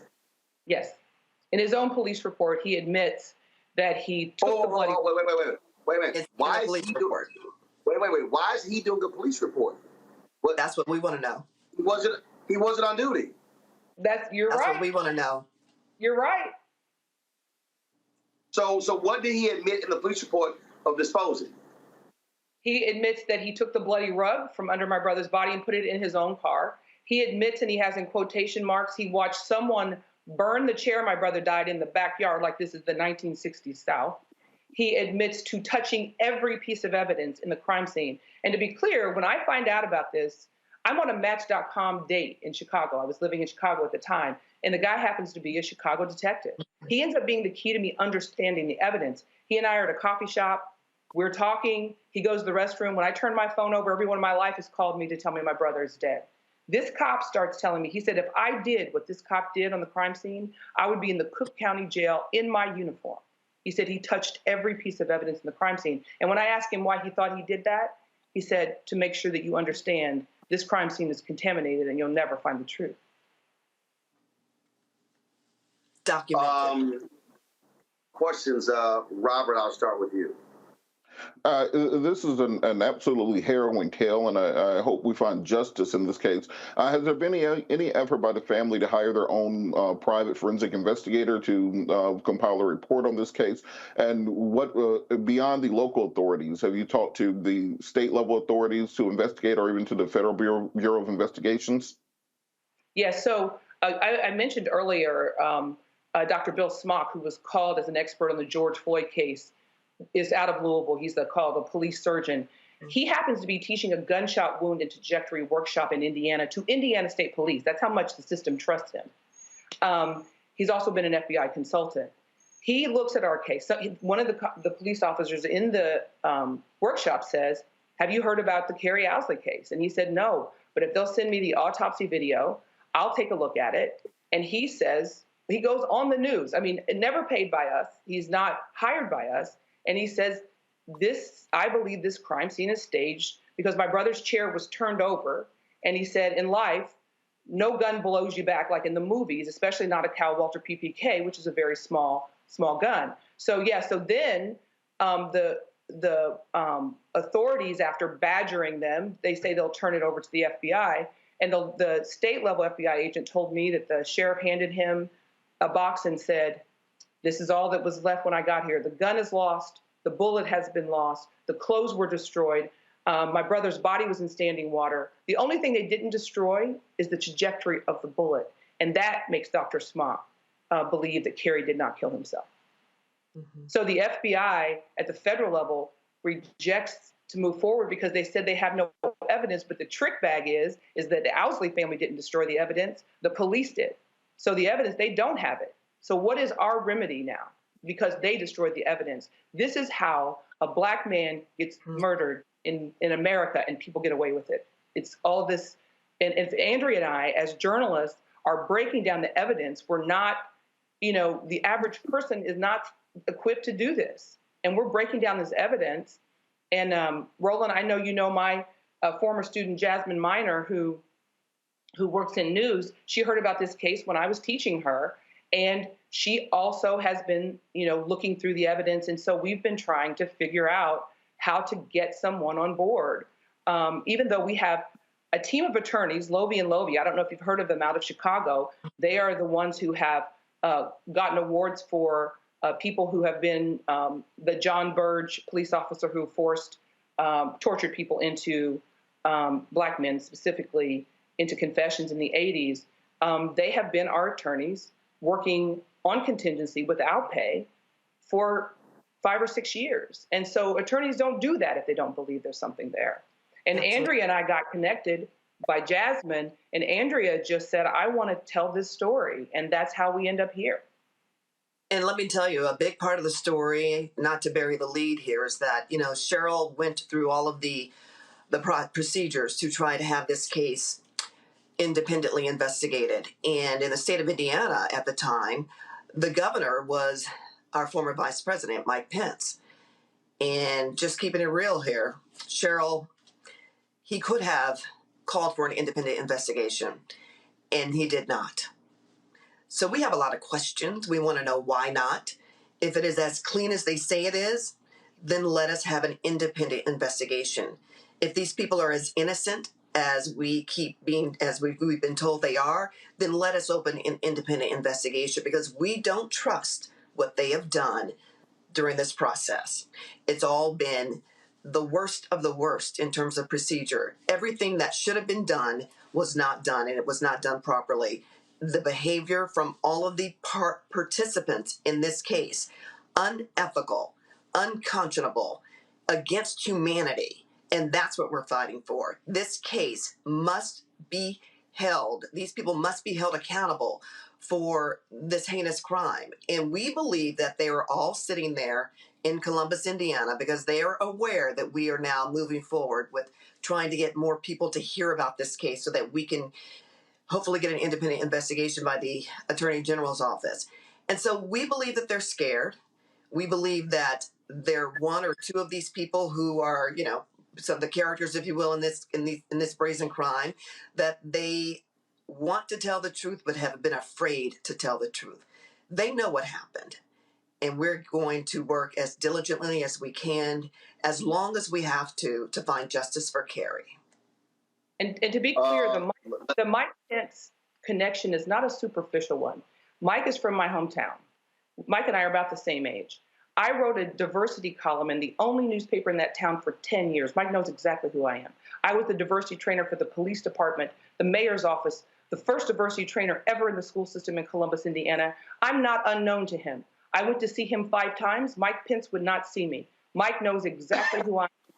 And so he would not see me. He would not help me. In fact, former Representative Lee Hamilton, who works at Indiana University now, I went to see him. He called the Attorney General's office directly when Mike Pence was the governor of Indiana. They called me back directly and said they were going to look into it. Within a week, they called me back and said they were not. The only person that can call down the Attorney General's office is Mike Pence. Now, Mike Pence is connected to the people that we have involved in this federal civil rights lawsuit. They are people that he is at the county fair with. One of them says that when he gets chosen by Trump, they call him on his personal cell phone. They quote that in the newspaper. So Mike Pence did not miss this story about his hometown when the Indianapolis Star broke a series of stories, call it with my mother's picture, holding my brother's senior picture, saying tainted evidence, the headline, on a Saturday and Sunday series, and they threw that on the governor's mansion front porch. Mike did not miss that. And Andrea has already reached out to Mike for an independent interview. She's interviewed him throughout her career there. Mike knows who I am. He knows who I am. And so far, Question, they have Larry. not responded to our emails. Larry? Yeah. Thanks, Roland. First of all, thank you for bringing this important story on the show and talking about it in detail. I want to go back to the sons. You talked about they were posting a lot of hate speech. I'm assuming Facebook or some other social media platform, and obviously you highlighted how they felt about him, and they made it clear. And I wonder what they said in their statements. In terms of what happened, were they present first, and also what statements they gave to authorities? So both of them have superficial and multiple alibis. The one that I believe is likely to kill my brother, I've spoken public about it. I believe the younger son, who's in his late 20s at the time, I believe Josh James likely killed my brother. My brother was moving out. Josh was moving in again and again. He had a drug problem.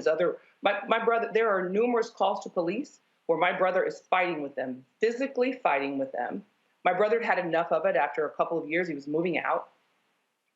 The younger son says he was not on the premises, and yet his alibi witnesses, there are two different alibis. The other son says that he's going to go for a ride on his motorcycle with another person. That person says he shows up and says that, he gets a call from his mom within 5 minutes saying my stepdad killed himself. When I post that, someone else calls me and says he was out to our house smoking weed and gets the same call and says my stepdad killed himself. So this is all creating alibis on this day. So we don't actually know the timeline. What I can tell you is they have multiple alibis, and I have those. I've collected every single thing that has happened. And I'll tell you this, not one person or official in that town has said Cheryl Jackson is a liar about anything I've said, because all I say is truth, and I can prove everything I say. So nobody ever just posts a story that says Cheryl Jackson tells lies, because I'm telling the truth. So both of them, yes. One of them says he wasn't there. I believe that's the one that killed him. There's a fury of phone calls back and forth between he and his mother, and then suddenly no calls, and then 911 is called. So I do believe he killed my brother, and he says he wasn't on the scene. The cop dad stays on the scene through the night, witnesses will say, helps clean the scene, sends the wife for bleach. The drywall truck stays out there for a week and repairs the drywall. And Dr. Bill Smock, the forensic guy from the George Floyd case, calls our sheriff and says, hey, I believe this crime scene is staged. Let's go in there, take another look where the bullet holes are, whatever. And the sheriff says, I'm not going to invade the privacy of this family. Absolutely not. No, are you there? I don't think he can hear. Oh, hi. No, go with your question. You on mute. I think you're on mute.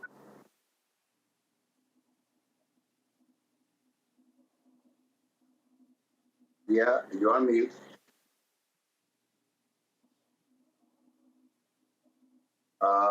Control room, let me know what's going on. I can't hear her. Did we ever meet her, or is she on mute? I want to get her question before we go. All right, for some reason, we're not getting Nola's audio. So let's get that fixed. Y'all are working on a doc. What's the status of that? And is it near completion? Have you pitched it? Where will it air? Any details? Andrew, you want to take that one? Yeah, well, we've been working on, the three of us, Jasmine, myself, and Cheryl, we've been in a conference room for the last, 5 or 6 months, and just kind of pouring over all the information, the evidence. And, our idea is to really speak about, not just about this case, but really race relations and how the justice system sometimes, for the most part, fails African Americans, especially when it comes to crimes like this. And so we have a comprehensive 9-part documentary that is slated. We have been in touch with some of the biggest powerhouse production companies across this nation. We have been in touch with other networks who know about this case.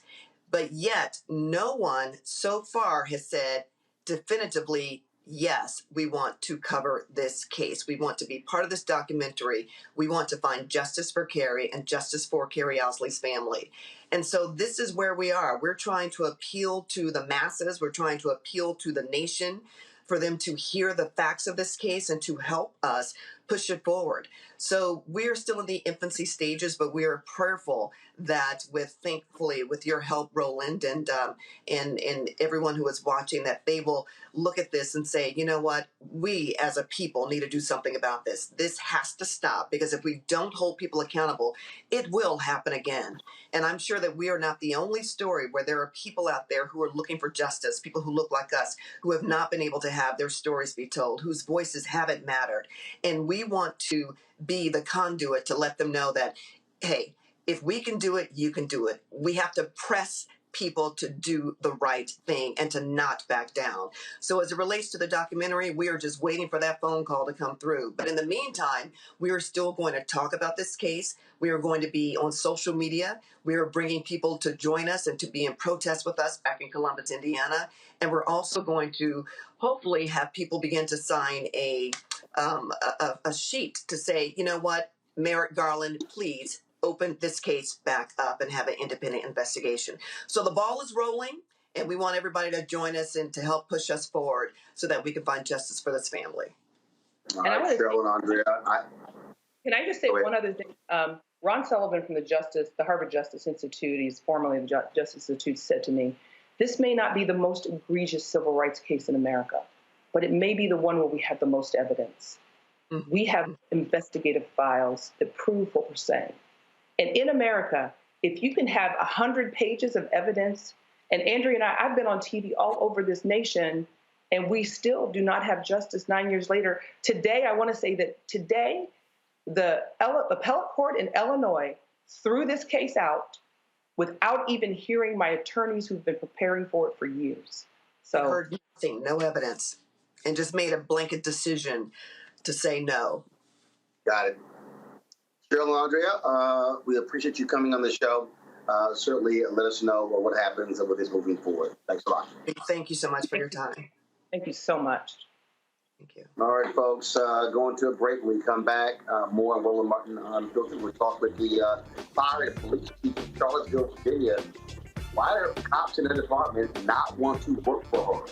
And why did the city council fire her? She'll tell her story. We also have, of course, Tech Talk, and we hear from NFL players who are competing on America's Got Talent. All of that right here on Roland Martin Unfiltered. Download the app, Black Star Network, available on all platforms, Apple phone, Android phone, Apple TV, Roku, Amazon Fire TV, Xbox One, Samsung Smart TV. And of course, you can join our Bring the Funk fan club. Check out money orders, go to PO Box 57196, Washington, D.C. 2007-0196. Cash App is $RM Unfiltered. PayPal or Martin Unfiltered. Venmo is RM Unfiltered. Zelle is Roland at RolandSMartin.com. Roland at RolandMartinUnfiltered.com. We'll be right back.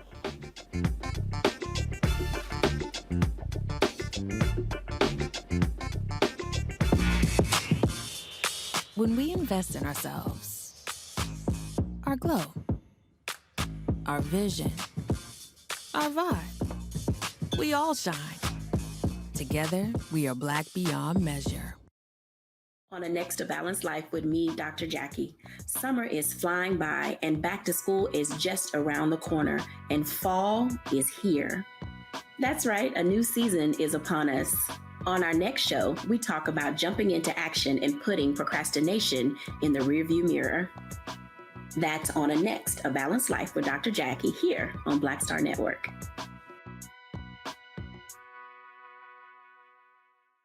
When we invest in ourselves, we all shine. Together, we are Black beyond measure. We're all impacted by the culture, whether we know it or not. From politics to music and entertainment, it's a huge part of our lives, and we're going to talk about it every day right here on The Culture with me, Faraji Muhammad, only on the Black Star Network. Next on The Black Table with me, Greg Carr, a conversation with Professor Toyin Falola, a man described by many as an African intellectual legend. He is without a doubt the most important and prolific writer, thinker, teacher, and servant of African studies in the modern world. And then today, we have George Floyd, the Black Lives Matters, and the re-emergence of radical Black thought. We're honored to welcome him to a very special, can't miss episode of The Black Table, only on the Black Star Network.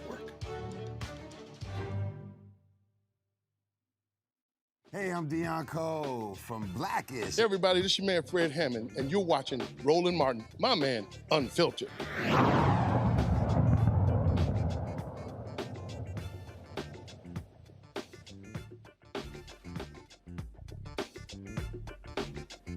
All right, y'all, the first Black woman to lead the Charlottesville, Virginia Police Department has been fired. RaShall Brackney, she joined the tumultuous department after the Unite the Rally, leaving, of course, was left one person dead, others injured in 2017. She was trying to reform the police department, regain the public's trust, but before she could, she said she was wrongfully terminated. She joins us right now. She's a distinguished visiting professor of practice at George Mason University from Charlottesville, Virginia. Glad to have you here, Dr. Brackney. So I was reading several stories, and I mean, you were dealing with cops who, frankly, did not want to listen to you, did not want to follow your directives. They fought you at every turn. Explain your tenure as police chief. So I wish it was as simple as that they fought me and didn't want to listen to me at every turn. It was actually much more vile. I started there in 2018 after the Unite the Right rally. The purpose that I was brought in for was my area of expertise in restorative justice, procedural justice, and my understanding that I was attempting to fuse justice into the criminal legal system when typically that does not happen in minority community. So that would have been fine, but what happened is I literally started investigating white male officers for racist, misogynistic, anti-Semitic, homophobic behaviors, and that led to the city deciding that I was no longer fit to be the leader of that department. Wait. You are literally investigating these things, and the city goes, no, we're good, even though you would want that stuff not in your police department. You would actually think that is the case, but you're exactly right. I had been there for about 3.5 years, and in June of 2021, I received a video about one of our officers in uniform on city cell phones, basically saying that they wanted to get back to the hood so they could do hood gangster shit. And I started an investigation. All the things they were doing them on city phones. And not only were they on the city phones, they were sharing these recordings. They were recording nude women, passing those around, using racial slurs at officers' skins. Black officers who were recruits, their skin was getting whiter and whiter the more they worked with the field training officers. They had text messages that they wanted to take out officers who they believed were snitching. They had text messages that they wanted to take out the command staff, myself, the top 4, and let God sort it out. They were making comments about Black Lives Matter and the George Floyd marches, that they were interested in letting off some steam through violence. They were recording their body-worn cameras and blocking views when they were committing violent acts. And they used each other's bodies to block the views so that you couldn't see the type of violence they were committing. And these were all supervisors and field training officers and all part of the SWAT team. I started investigating them. And the minute I terminated the officers, their police union got involved and said that I was incompetent, and the city manager went along with it. Although I've never had a single evaluation that said I was not. You know, I hold a PhD. I have been in policing for 38 years, have a stellar career and nationally recognized in the work that I do. But I was a Black female who had the audacity to fire white males. Wow. That is crazy. Let me bring in my pal Larry. You get a question for Dr. Brackney. Go ahead. Yeah, so thanks for coming on. I've had a chance to, read a few different articles about some of the challenges you encountered, and I wonder what the challenges you had to deal with. So you talked about your role in your work in law enforcement, but you're also an academic. So you're not only in terms of what you bring to the table in terms of, like I say, your role in law enforcement, but understanding statistics and various other methods in terms of addressing some of these issues. What does it say that we've seen this racial upheaval over the last couple of years? And there are a lot of individuals like yourself who've been brought into law enforcement and various other institutions to solve long-standing problems. But overall, what do you think it says about what happened to you and then the true commitment to address systemic issues, particularly in law enforcement? So what I think it says about it is, one, policing is not an institution that can be reformed. It is operating solely as it was designed to operate. And we are foolish to believe that we might be able to reform this system. This is a system that must be deconstructed and imagined, not reimagined, in its current construct. It also says that racism and white supremacy, it adapts faster than any COVID variant. It adapts, it's more deadly than any sort of virus that we face in our communities. And the interesting thing about it is, we as Black folks aren't eligible for any vaccination or inoculation against it. It's going to continue operating the way that it operates. I also say that if we could not get it done after the public execution of George Floyd, through any of the George Floyd policing acts or any of the reforms, that movement that was there, if we couldn't get it done then, most police are going to do is hold their breath and wait until the next moment passes and let the movement pass by them. Both as an academic and as a practitioner, I understand it in my head what's going on, but the fear of what could happen to my Black male husband who stands 6'2", who's also an academic from Jackson, Mississippi. If they can make those kind of threats against me and I carry a gun every day, what does it look like with Black males and minority communities who are out there? When your own department threatens to kill you and you have to leave your station with your gun at your side because you don't know what's going to come out at you, what does that say for the rest of the community? Robert. This story is absolutely just mind-boggling, but it's not uncommon. What we've seen the last few years, particularly since, as you said, the murder of George Floyd, is law enforcement going after Black women in power, be it DAs like Marilyn Mosby or mayors like Keisha Lance Bottoms or Lori Lightfoot. What is it about the police power structure that has something against Black women telling them what to do or questioning their judgment and questioning their actions? Well, it's because they're completely empowered. Policing in America is 800,000 different police personnel. 18,000 different agencies with more than 800,000 individuals. And the majority of it is a white male institution. So the audacity of this Black woman who Malcolm X said is the most disrespected person in America, the least protected person in America, they feel very comfortable coming after us. And very seldom does anyone stand up and say, this is unacceptable.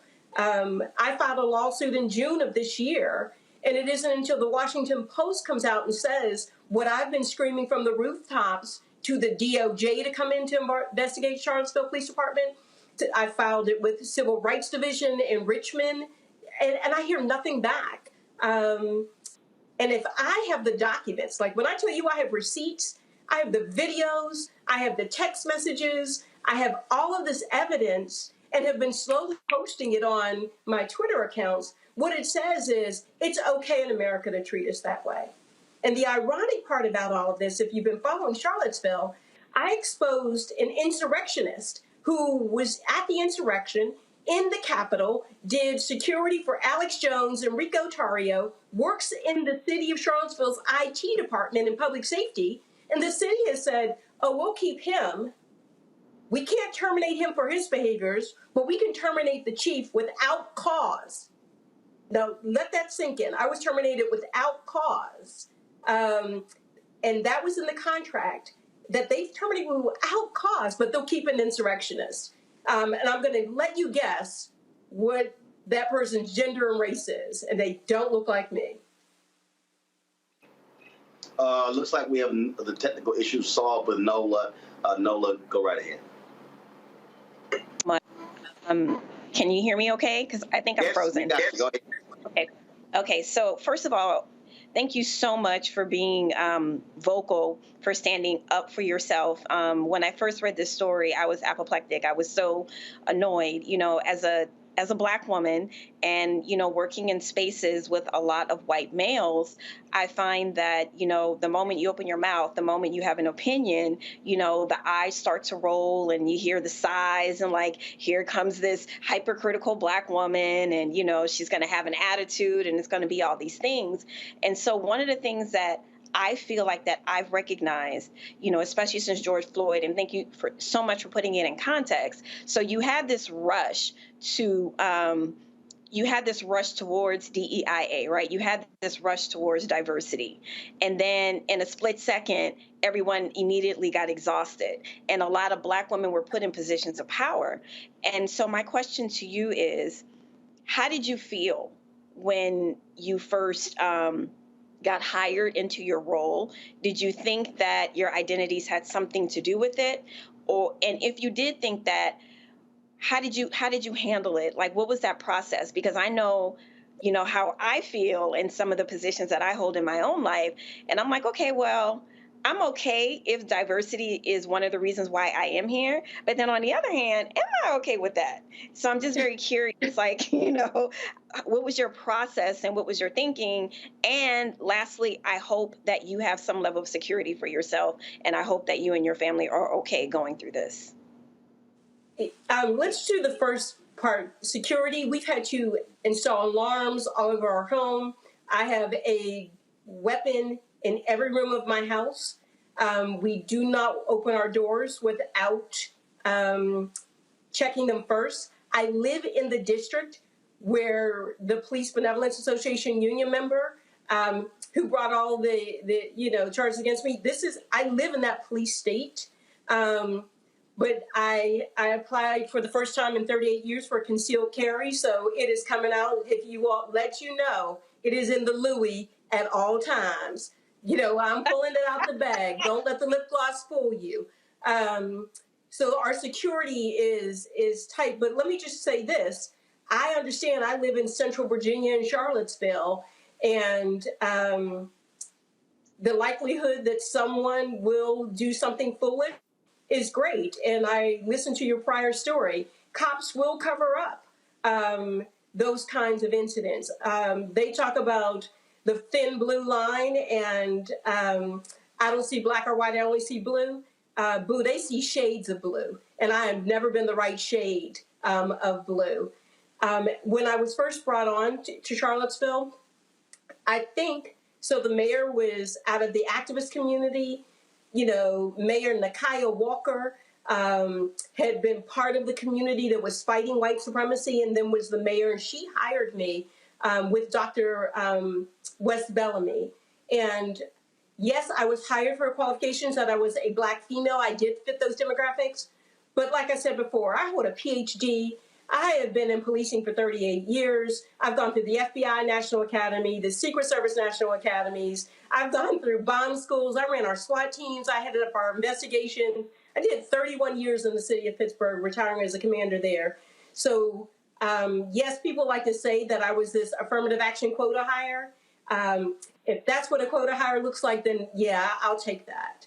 The sad part is that in 2021, 2022, the fact that we're still saying the first, the only, the one should sadden every single one of us.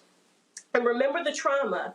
And so I appreciate, Nola, your question. The trauma when you are that first one who breaks through a ceiling, think about the metaphor. You're coming through glass and shards, and it's being dug into your skin, and you're being scarred, and then you're going to land on some shaky ground because that ceiling that you broke, and nobody's often there to support you.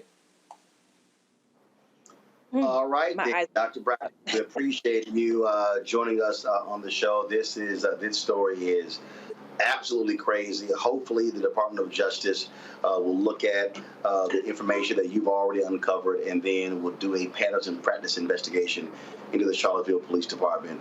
We appreciate it. Thanks a lot, and stay safe. Thank you so much. I appreciate you having me. All right, folks, got to go to a break. We come back. We'll talk Tech Talk segment. Thank you.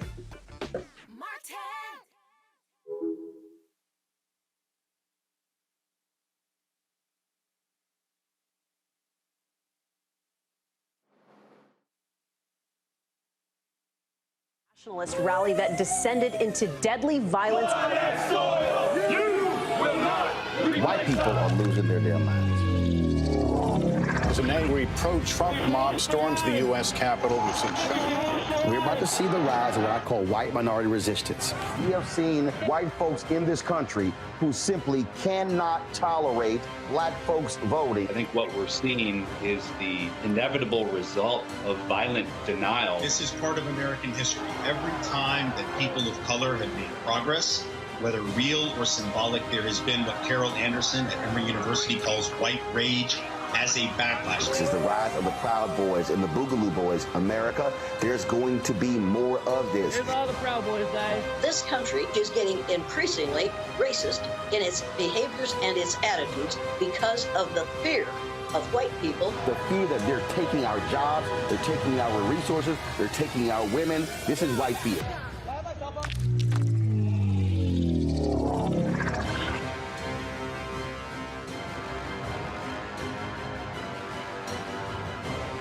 Yo, what's up? This your boy Ice Cube. What's up? I'm Lance Gross, and you're watching Roland Martin Unfiltered.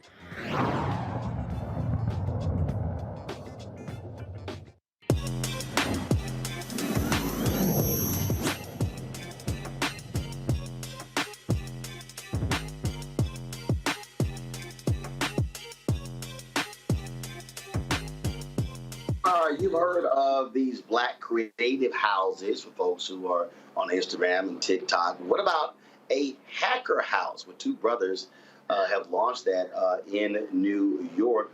It is certainly an interesting concept. Co-founders Rusty and River Fields join us from Brooklyn, New York. Gentlemen, glad to have you here. So what is a hacker house? Yes, first off, thank you so much for having us. We're super excited to be here.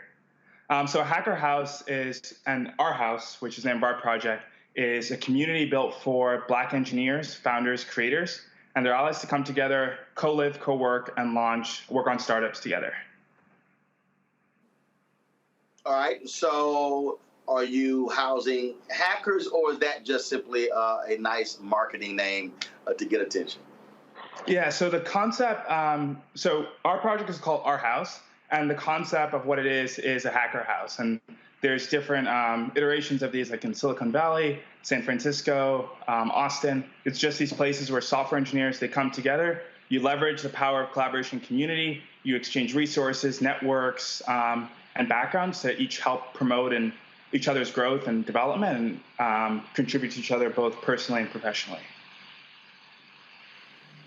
And so, how does it work? How long does someone stay there?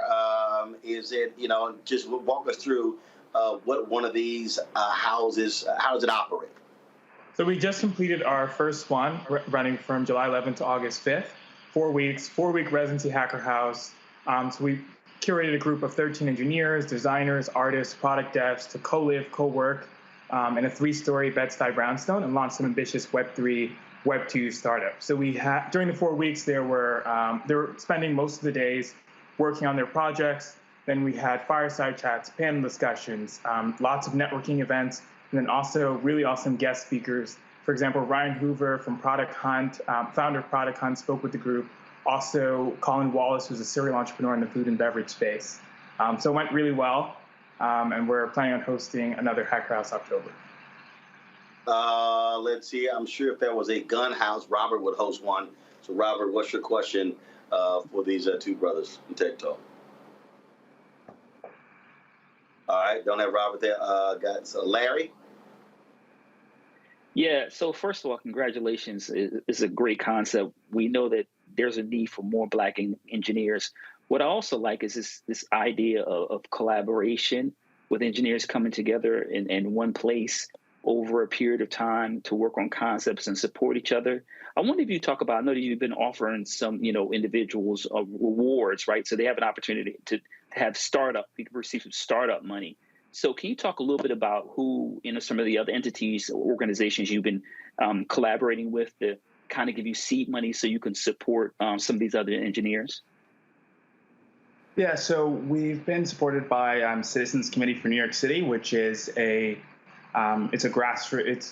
nonprofit organization, major nonprofit organization in New York City that provides micro grants to grassroots organizations doing impactful work, and they gave us a $5,000 check to support our work with Our House. Yeah, in partnership with Wells Fargo.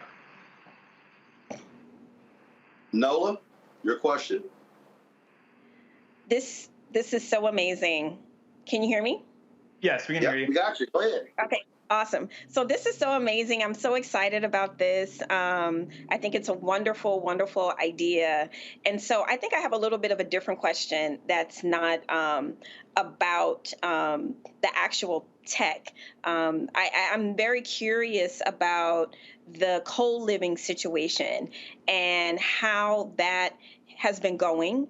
And do you think that this model will that the result will be a greater result in terms of creativity and how people are collaborating together? I'm just very curious about that type of model that you all have set up. And so far, what are you finding? Like, what are some of the pros? What are some of the cons? I mean, are we going to get a reality show going forward one time in the future? I mean, so what is that environment like? I'm very curious.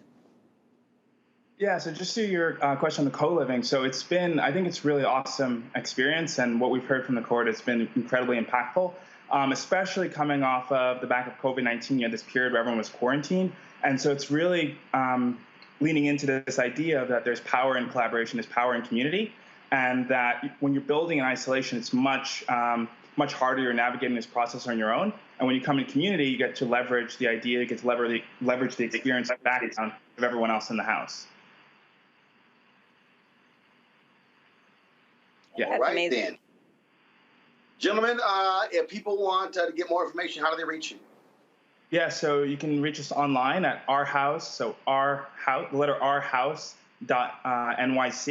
Follow us on Twitter at ourhousenyc and on Instagram at ourhouse.nyc. And so there you can stay tuned with updated information about events we have coming up, the upcoming applications in October for the cohort in Bed-Stuy, and then we're also doing a cohort in November, 4-week residency around Afrotech in Austin, Texas. And so information on that will also be on the website, Instagram, and Twitter. All right, then. Rusty and River Fields, thanks a lot. I appreciate it. All right, thank you so much. Folks, quick break. We come back. NFL players in the choir performing in America's Got Talent. We'll talk to one of them next on Roland Martin Unfiltered on the Black Star Network.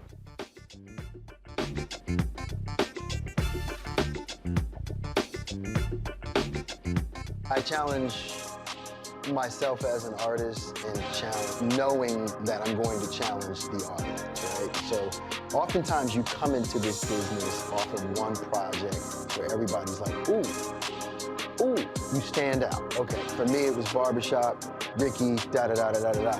Ricky was nothing like me growing up, right? Nothing like me growing up. But if that's people's first experience with you, right, as an audience member, they tend to think that's the real you, right? So, for me, after that, I got a whole bunch of offers to play roles just like Ricky, right? This Tupac-esque type of thug, right? And I just said no over and over again. And then you keep trying to do other things. And then I went through a series of romantic movies and romantic leads, and I always try to bring some sort of gravitas to those roles. And then it was like, okay, well, but before I get into all of that, let me hit y'all with for color girls, and step outside of the realm of what you expect of me to do as an audience member in terms of being this romantic lead and everything. Because I didn't get into this business to be the romantic lead, that dude. Like, I didn't get into this business. You can get locked in. You can totally get locked in.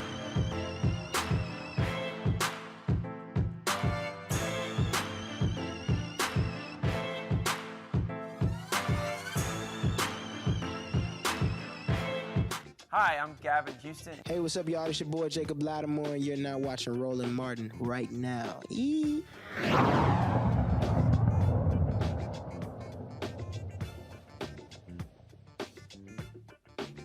All right, you got professional football players who are excellent on the field, but what about in the choir? That's right, for years, the NFL players have actually had their own choir. They've been performing all across the country. Now they are also on America's Got Talent. Joining us right now from Atlanta is Brian Scott, a former Atlanta Falcons and Buffalo Bills player and a member of the Players Choir. Brian, glad to have you on the show. Thanks. I've been to, there's always a gospel event every year around the Super Bowl, and the Players Choir has performed there. And so how long has this choir been around? Well, first, happy Wednesday. It's great to see you. We've been around 14, so the choir's been around 14 years. And it started with the vision of the executive producer and founder, Melanie Few, had this vision and put together this show called the Super Bowl Gospel Celebration. It's always held at the site of the Super Bowl. And you know what? One year it was Miss Patti LaBelle was there, and she was looking out in the crowd, and she said, I see some really handsome guys out there that play football, but I bet none of them can sing.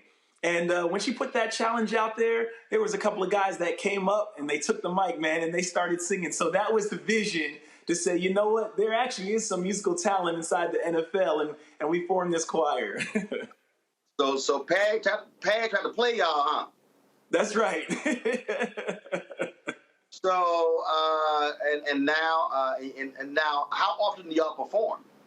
So we really would only get together maybe 1 to 2 times a year because, guys, we live all over the country and really hard to practice, making sure we take advantage of, the virtual platforms. But this year we performed at the Pro Bowl. We sang the national anthem. And they caught wind of that, and they said, you know what, it might be an interesting audition if you audition for AGT. So we decided, we first said no, then said yes, then said no, then ultimately said yes and took the shot. So let's talk about this America's Got Talent. How's that been going? So it went really, really well. We went out there for the audition, and we sang Bill Withers' Lean on Me.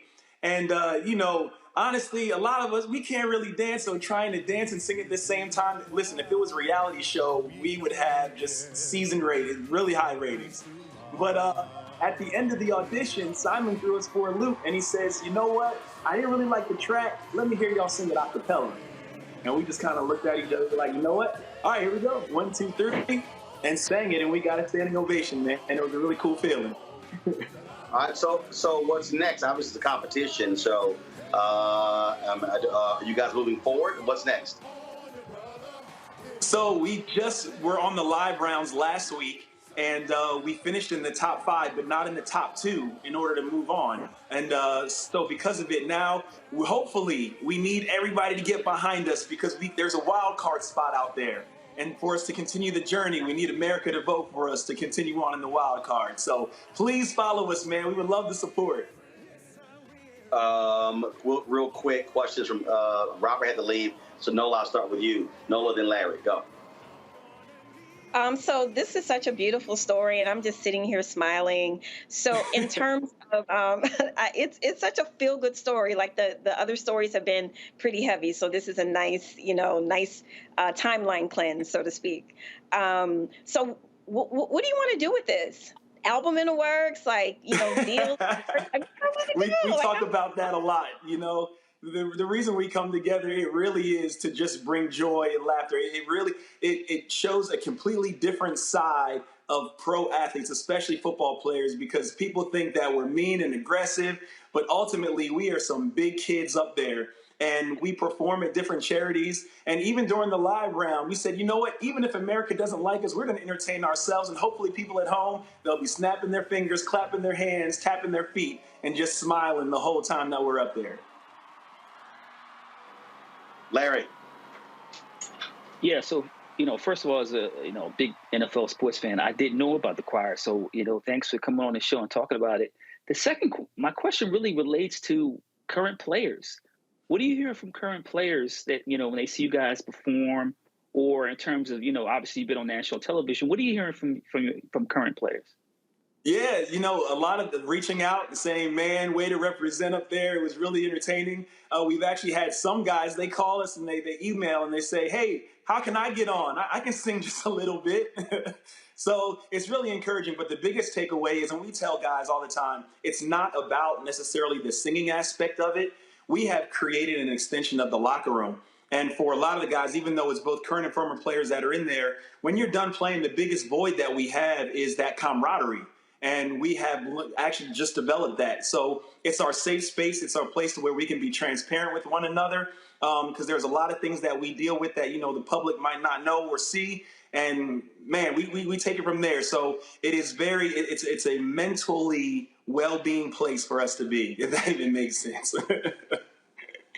All right, then. Well, when is the next AGT appearance?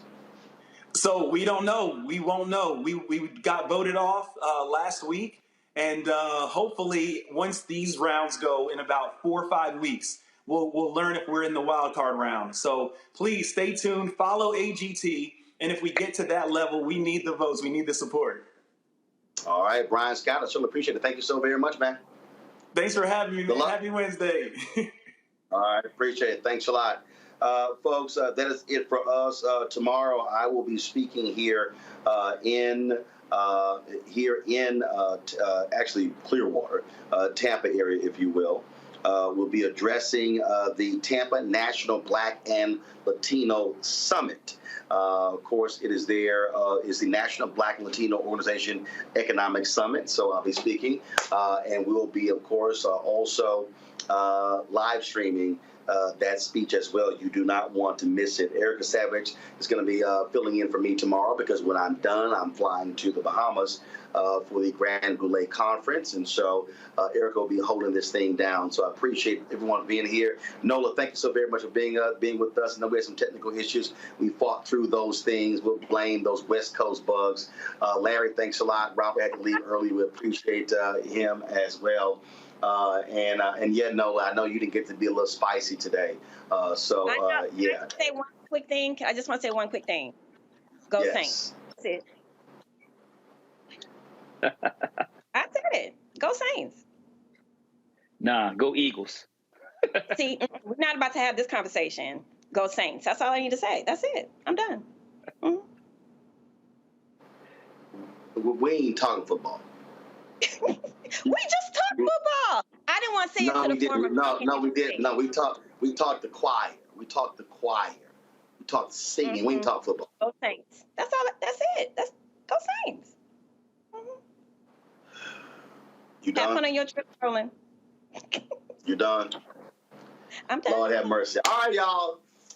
See, that's it. See, she's trying to get a little extra, like she got some spicy gumbo. All right, y'all. That's it for us.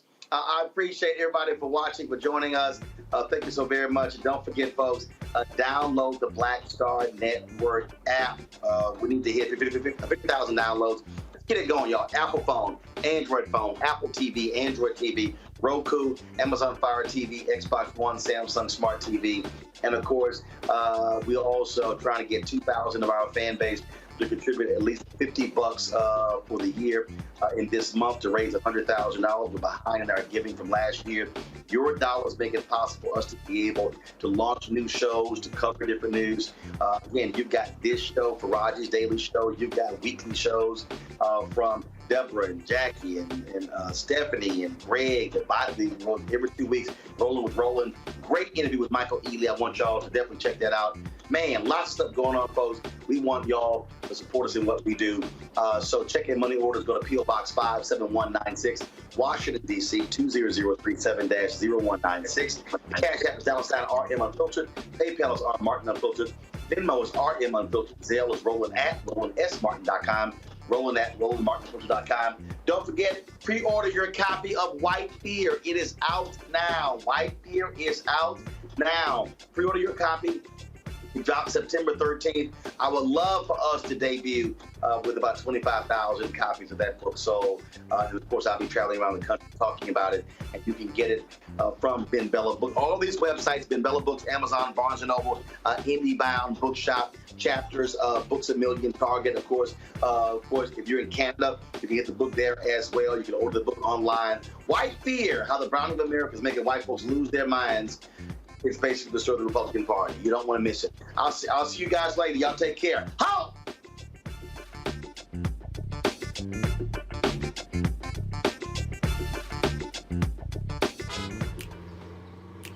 Does it get better than never getting lost? Does it get better than not parallel parking yourself? Alexa, ask Smart Feed to feed the dog. Does it get better than feeding your dog from 50 miles away? Yes, it does. At Buick, we see a future that's even better. Because the life-enhancing innovations you've never even dreamed of, Buick is dreaming of them every day.